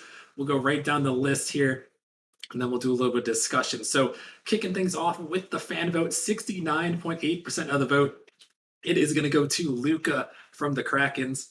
And then coming up next for the power rankings and commentator selection, we have Duckworth from Nebula. The management selection and the third starter on the team is going to go to One Tap Steph from Bananas. And then last but not least, the general manager selection, who is also going to be the reserve for this season, is going to be Mad Max, who we just saw pop off in the last series. So those are the Eastern Conference All Stars. Merely, what do you think about that East as it pops up there? Oh man, it's looking pretty strong. Just a slight correction. Duckworth was actually the power rankings commentator selection, according to this thing that you sent me. Yes. And none of us were surprised. Even if it wasn't leaked early, most of you guys could probably have guessed.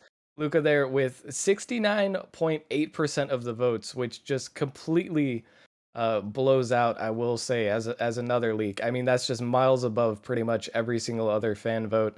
There, not surprising. Man's absolutely cracked. I'm pretty sure he's gone all-star every single season he's played. But these other players are no slouches either. You could see Duckworth there, another 2K player, a very solid choice by the power rankings and commentators. One Tap Steph, I don't actually know too much about, but the Bananas, a little bit of a sleeper team. One Tap Steph, a big part of that there with the management selection. You can see usually the management is mostly based off of statistics and hard evidence. And then Mad Max, obviously, he is the reserve, which almost surprises me a little bit. But we just saw him in the last game. We know he has huge pop-off potential, a fantastic player, and still on Blizzard there. He's going to get the general manager selection. Altogether, a very scary showing for the Eastern Conference. Yeah, definitely so. And Just a couple of clarifications here. I didn't really get to talk about how tiebreakers worked here because obviously some people could be voted for both, but pretty much in most cases we took the top fan vote and then any ties between like the top votes in power rankings commentators or GM selection was determined by management. So those ties are broken, but the fan vote was pretty much intact there for the highest person in each conference on that one. So we'll say congrats to the East. Let me go quickly through the West, and then we'll get what Jaegers thinks about both of these. So let's head to the Titan League Western Conference here, starting things off for the first fan vote with 47.8%, nearly half the vote there is Bubbly Reaper from Grandmasters. Happy birthday to the man himself. He's got himself an all-star selection. Big ups to him. Then up next, his teammate from the Grandmasters for the general manager selection is going to go to Cook and Bagels. And then third on the starting roster, the power rankings and commentator selection is going to go to Arrow from Vanguard, who we just saw in the last match.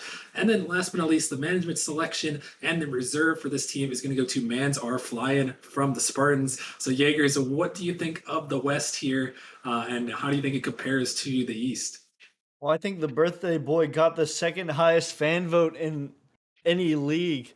And I mean, Bubbly Reaper, like man pops off. He's gonna be going for a lot of demos and top 5 demos all time in Nemesis, if I'm not mistaken. Another guy, Bagels, really good guy. GM selection for the Grandmasters. Grandmasters, look out for them this season. And Arrow, he's a mechanical wizard. We just saw him playing. He pops off another montage every week, it seems like. And Manzar flying for the reserve spot. I mean, I not too familiar, but I know the Spartans are doing good this season. So obviously, management knew what they were doing with that one. Yeah, definitely. The Spartans deserve some representation here. And yeah, Manzar Flying, a top player there in the Titan League West, so he makes it on as the reserve. And Miriam, I'll bring it back to you. Out of these two teams, who do you think has the edge heading into All Star Night? And what do you think about it? I feel like it'll be a close one, but I have to give the edge to the Eastern Conference. It looks a little bit too strong with Luca on the Krakens, who have just been dominating over there. Duckworth on Nebula, also another really solid team and a fantastic player there. And then Steph or Mad Max as the third, assuming Steph is able to show up. I think they'll probably have an edge, but I wouldn't count out Bubbly, Bagels, and Arrow or Manzar flying too fast because, especially with the synergy, the two Grandmasters players, Bubbly and Bagels. The only thing is, I'm not sure if Bagels will actually be able to show up for the All Star because I know he's usually working on Saturdays. And in the past, he hasn't been able to make it to a lot of the All Star games. Either way, I have to lean towards East here. It just looks a little bit too strong. The East does look strong. Jaeger, some quick thoughts before we head into Rival League about who maybe has the edge in this one? No, I gotta give it to the East. The East just looks super mechanical, and like Titan West is solid, but I'm not sure if they could keep up with it. All right, well, we will have to see. So congratulations to those Titan League All Stars. Just a reminder that if there is anyone that doesn't make it to the All Star game, like including, or if there's two players that don't make it from those four listed, then management will select a replacement. So you got the starting three. If one of the starting three can't make it, the reserve plays. If the reserve can't make it as well, then management will select a replacement to fill it in on Saturday night. So that'll be the last All Star game or All Star match on Saturday night. But again, congratulations to all four of those guys, or all 8 of those guys making it in there. And let's move right along as we are going to head into the Rival League, which is another spicy league here. So let's get things going. We are going to start in the Rival League Eastern Conference with the first fan vote. And this one may have surprised some people, but it is going to go to Crippist from Galaxy, 32.5%. It was a very close race between him and Valence there for that fan vote. But Crippist takes home the first starting spot in the fan vote. And then coming in with the management selection is going to be Larry from Whiteout, taking home that second starting spot. And then the third starting spot from the Chimeras is going to go to iTrash for the power rankings and commentating selection. And then rounding out the 4-man roster as the reserve and the general manager selection, it is going to go to Valence there. Jaegers, what do you think about that Rival League Eastern Conference right there? Well, I mean that rival team Eastern Conference looks pretty good. I know Larry's a carry. Uh, Unintentional rhyme. Crip, very solid player. Him and Valence actually used to be teammates until they went their separate ways. And I know iTrash just popped off a few times on stream. I believe I commentated a few of his games. Uh, Very good pick for the power ranking commentator selection. And Valence, you can't have an all star game without Valence. Rounding out as the GM selection. Yeah, very solid starting roster there for the East. Let's quickly go through the West and then we'll talk a little bit about it. So the Western Conference for the rival league, starting things off with the fan vote. This was actually a dead tie the management had to break here between Tashega and Mayo. And the first fan vote, 42.1%, is going to go to Tashega from Hydra there. And then coming in at the GM selection, the reason why it didn't really matter to break that tie, Mayo from Hydra taking home that GM selection and second starting spot. And then the third starting spot from the power rankings and commentating selection is going to go to Vulcan from Knights.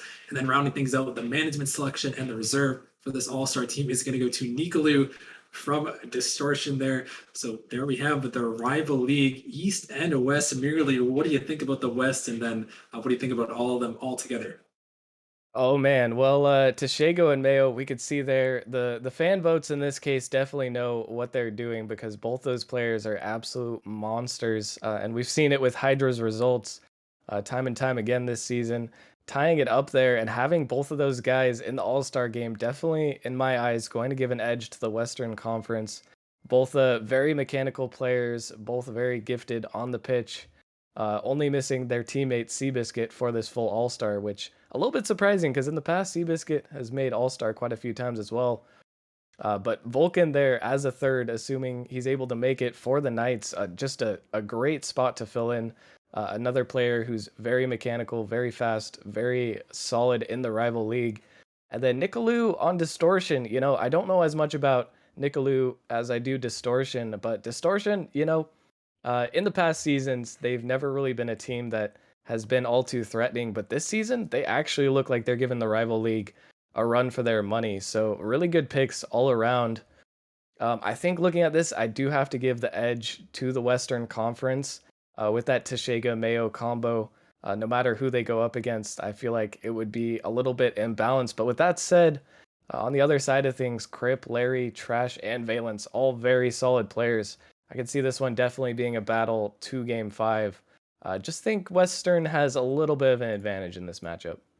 Yeah, West is definitely looking good, and they're missing a 6-time All-Star in Biscuit, his first season not being selected to the All-Star team on that undefeated Hydra, and it's kind of hard when you got two insane teammates taking spots away from you. But Jaegers quickly, Jaegers quickly tell us about these, and one more thing to note: this is the rival league, so apologies for the typo on there, but yeah, this is the rival league All-Star teams. Jaegers, what do you think about these two? Who do you think has the edge heading into Saturday night?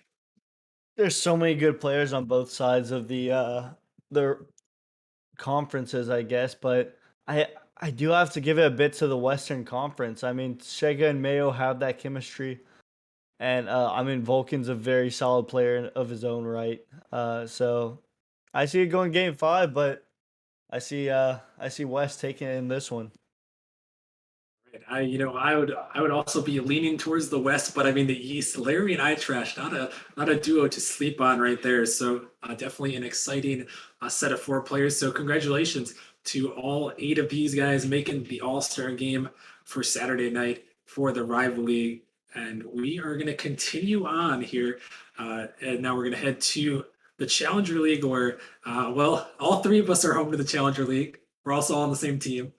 So Yeah. that is a thing. But well, we're gonna head into the Challenger League. So maybe we'll have some good analysis here in this one, headed into the Challenger League. So why don't we? Yeah, unlikely, but maybe we'll have some good analysis. Maybe we'll know a little about these players. But why don't we start things out in the Challenger League East here? Let's start off with the first fan vote. With 34.5% of the fan vote, it is going to go to Isaac Just from Flame. Definitely well deserved in there with his first selection. Then coming in with the management selection is going to go to Cotney from the Raptors, who we saw playing that show match earlier. Definitely a good performance from him this season, taking on that management selection. And then rounding out the starting roster with the power rankings and commentator selection, it is going to go to Cool Kyle RL from Flame. So 2 Flame starters on the roster. And then rounding out the GM selection and the reserve is going to go to myself from the GM selection. Rockerman on Ascension taking home the Challenger League East. Jaegers, what do you think? What do you think about the East so far? Well, I mean, just looking at the roster, I mean, Isaac, I originally told him about Nemesis, brought him in draft. I think it was season 5. Man just popped off. Cottony, we just saw him earlier tonight. He was doing all like highlight plays in the rematch of the season 6 All Stars. And Cool Kyle, he's just a player. I played twos with him the day of the draft, and like during the draft, I was basically hyping him up, and I mean he didn't let me down. Really, really good player, and Rockerman's good. You know, Rockerman's pretty solid. Okay, he's all right. I do just want to say, just because I know people are going to be like, people were like, Rockerman changed the format so we get All Star again. I was tied for the Power Rankings commentating lead as well. We had to break some ties there. Isaac was up top in a lot of categories. So, hey, one way or another, gotta find my way in there. But yeah, no, Isaac, a really solid player. Cool Kyle, I talked about him. I love Cool Kyle. He's really good this season. Definitely well deserving there.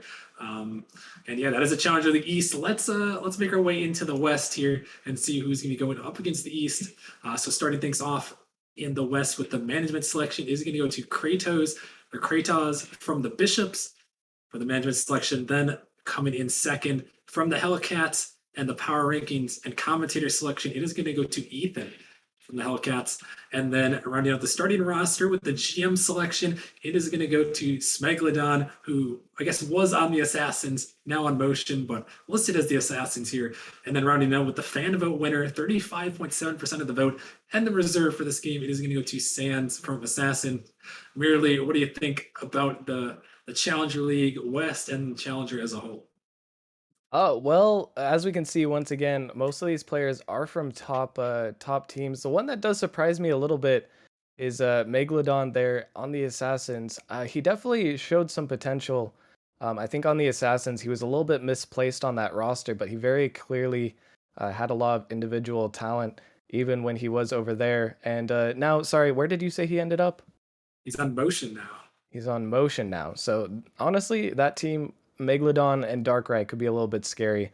But also very solid players. Not too familiar with Kratos. I don't think we've had the chance to play the Bishops yet. Actually, we play them on Monday, so I'm not too sure about that playstyle. And Ethan, unfortunately, also wasn't able to make it when we played them. But I know that he is a fantastic player. I think Hellcats would have a much better record if he was able to show up for matches. And that actually makes me question whether he's going to be able to show up for this All-Star game. In which case, Sans, assuming having to step in, I think I'm going to have to give the edge a little bit to the other division. Not to say that Sans isn't a top, not to say that he's a bad player, but I don't think he's necessarily in the upper echelon as opposed to the other league, which has, you know, the top 3 teams kind of rounding out the All-Stars. You've got Isaac, Cottony, Cool Kyle, 2 Flame players, a Raptors player, and then Rockerman from our team as well, another solid player. We're tied with Flame, I believe, for second place in terms of record. And I think the Eastern Conference is just going to be a little bit too strong. I might be biased here, as I do have, you know, obviously a little bit of stake. I want to see the East win, want to see my own division win. But I do see them edging out this matchup. Yeah, and Jaegers, I'll bring it quickly to you. Are you rocking with Merely's prediction here, taking the East in this one? Yeah, also, I'm a East homer, my man. You know, Challenger League. That's our home, and like just this season, like the East. The shout out to the Central Division. I mean, we're just doing it better, and I don't know. I see these taking this one. Yeah, no, I also got to give a shout out to the East. I mean, Flame Raptors, you have Race up there, Ascension, a lot of really, really solid teams there near the top, and definitely a solid team. I got to give a shout out to my boys, Mira and Jaegers. You guys definitely were deserving as well here, and I know everyone will get to see the full results for the general voting later, so you guys can argue if you will, but Definitely a lot of deserving All Stars. Congratulations to them. And yeah, let's move on to the Prospect League, where we got some spicy All Stars coming your way in the Prospect League East. So why don't we start with the fan vote for the Prospect League? The first starter with 27% of the fan vote. It is going to be Midnight from the Melons, taking home that first spot, and then second on that list for the management selection is going to go to Alex RL from the Melons. So 2 Melons players taking home that starting roster, and then rounding out the starting 3 with the power rankings and commentator selection, it is going to go to I Play for Slays on Origin, taking home that third starter spot, and then the fourth spot, the reserve and the GM selection for the Prospect East is going to go to Critter from Hypernova. Really, I'm going to throw it to you this time. What do you think about this East squad? Some very solid picks here. Got to shout out Origin boys making it up there. Slays came to Origin mid-season and has really helped turn our series around. I'll admit I don't know too much about the Melons. I know they're having a solid run so far, but 2 players from there making it in there. Great to see from those guys. Midnight's been around in the league for as long as I can pretty much remember. Always been making waves. And then Critter from Hypernova, obviously coming out there. Critter's a bit of a sleeper player. I think he has some pop-off potential. Definitely looking like a solid East roster here. Yeah, definitely so. And why don't we see who they are going to be facing here? Let's head to the Prospect League Western Conference. And starting things off with the power rankings and a commentating selection, it is going to be Puggles from the Vipers taking home that first starting spot, followed closely behind the management selection, who is Dr. Waffles from the Bandits. Bandits having a great season. Dr. Waffles taking on the management selection. And then the third starter spot here with the GM selection is going to go to Big C-Dubs from Velocity, the GM man himself, taking one home for his team there, again on the All-Star team. And then last but not least, the fan vote winner at the reserve with 23.2% is going to go to C Money from the Wyverns. Jaegers, so what do you think about that West? And then how do you think it compares head to head against that East? I mean, Puggles definitely deserves it. Man, it's been popping off all season in the booth, on the pitch.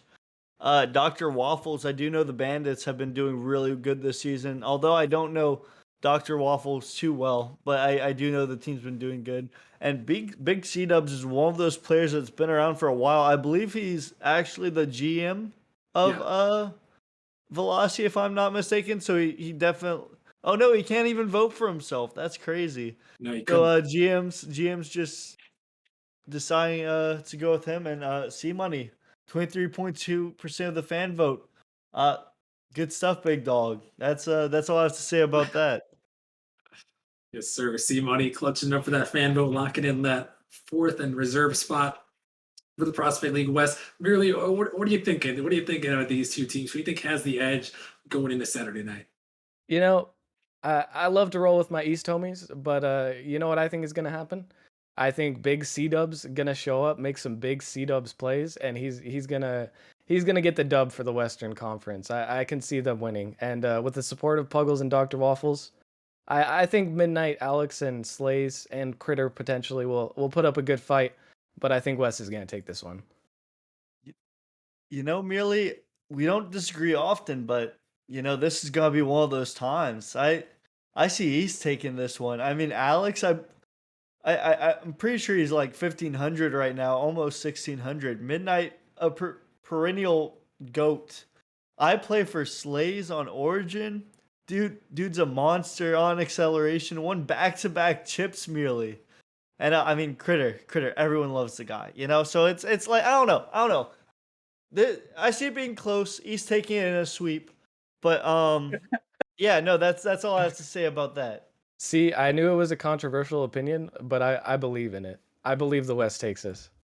Hey, I respect that. I respect it. You gotta root for what you believe in there, and we'll see. We'll see. The East is looking really good, but the West also looking pretty solid. So congratulations to all 8 of those guys, and we've got one more league to go to round off our night here.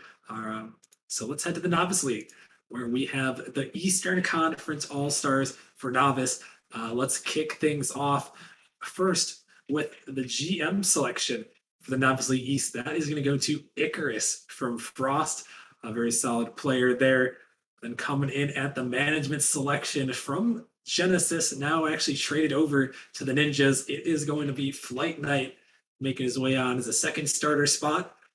Then, as the power rankings and commentator selection from Aurora, it will be Ultimus Rule. And then rounding it out with the fan vote, the reserve with 35.5% of the vote is going to go to Cool Socks for the Gorgons, taking it all there. Jaegers, what do you think about that roster from the East?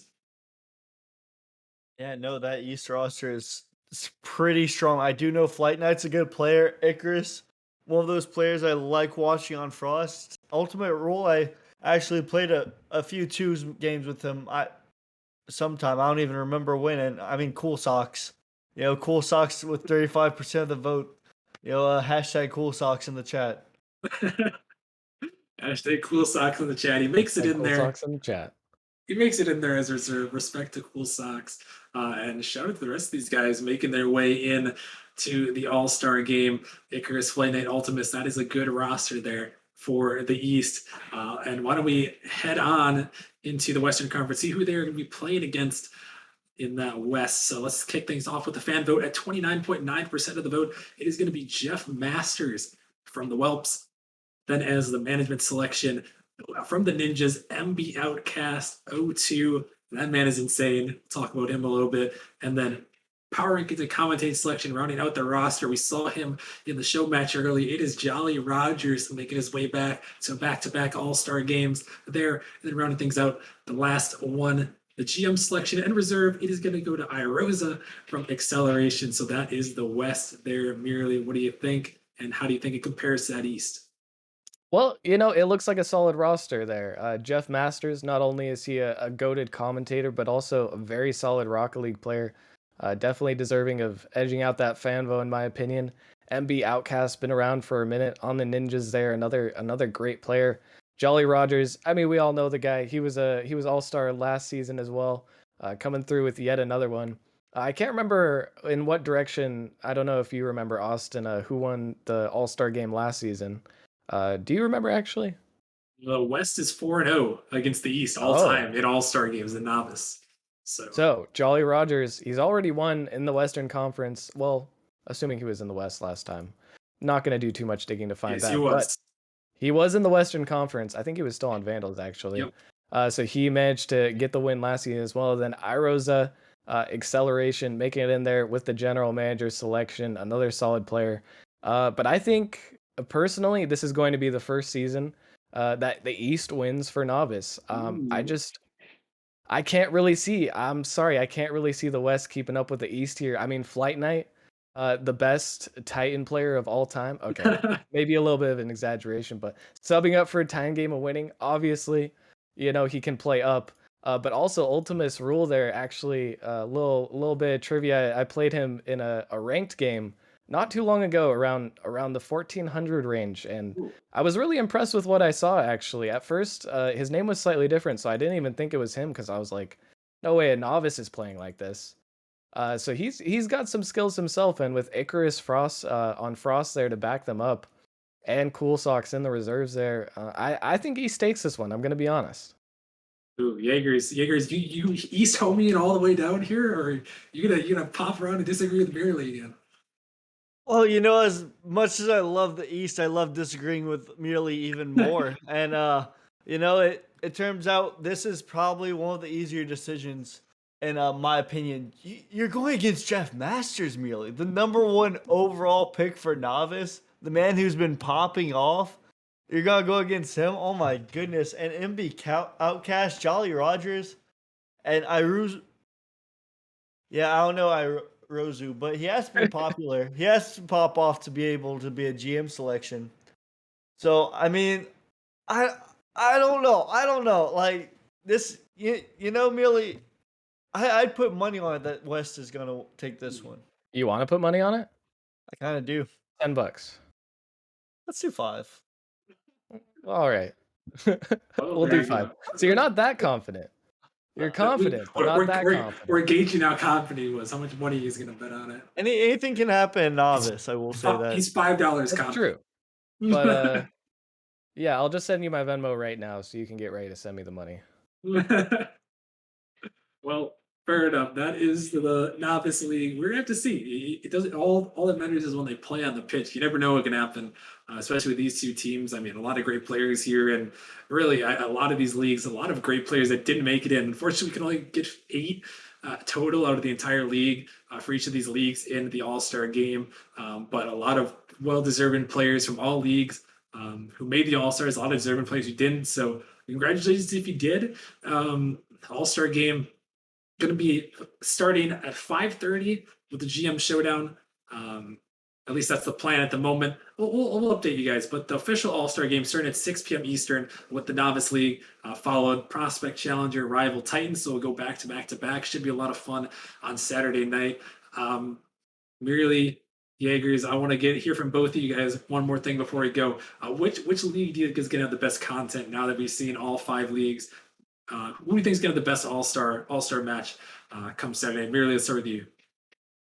Let's see here. Let me take a minute to gather my thoughts. I think there's going to be a lot of good ones. Um, I mean, I hate to be biased here, going for my own league, but I think this challenger matchup, assuming both full rosters play, I think that would be the closest matchup, in my own opinion. I think that there's a lot of individual talent in every single league, but it seems like it's most evenly divided, at least in my opinion, among the starters of Challenger East and West. But I wouldn't be surprised if one of these other games happens to rise above and be the most content prone game. It's really hard to predict how these all-star games will go, as we have players who never really play with each other, well, in theory, who mostly don't play with each other, going up against each other. It's always interesting to see how the teams turn out. Yeah, definitely so. And Jaegers, what are you thinking? Who's got the best content for us on Saturday night? I mean, Challenger's Challenger, but I mean, looking at these rival rosters, Austin. Ooh. You know, they've got like potential like all rival players like on each side. Like they have Krippus, Larry, iTrash, Valence. Valence is a reserve player. Like they got Tashega, Mayo, Vulcan, who popped off in playoffs last season. Mayo, like some people say he's the best player in rival. I don't know, but you know, I have my own opinions. I think he's a goat. And Nicolou, I will say this: I haven't seen him play all that much, but I do know Distortion's really good. So I'm really looking forward to seeing that rival matchup. Definitely should be a good one. I mean, all these matchups have potential to be crazy. Hopefully, we get to see all these all stars on the pitch on Saturday night. If you got selected all star team, make sure you guys are checking around the Discord. We're going to be getting you guys in the all star chat, and then we'll be communicating with you guys. But 6 p.m. Eastern, guaranteed for the novice all star game. Likely the GM showdown will be at 5:30 Eastern right before that. But we'll give you guys more word on that in the coming days here. But yeah, that's gonna wrap things up here. Appreciate everyone hanging out, having some fun tonight on this stream. And yeah, we will see you guys back here on Saturday night for the All Star match. It should be a lot of fun, and we'll hope to see you guys then.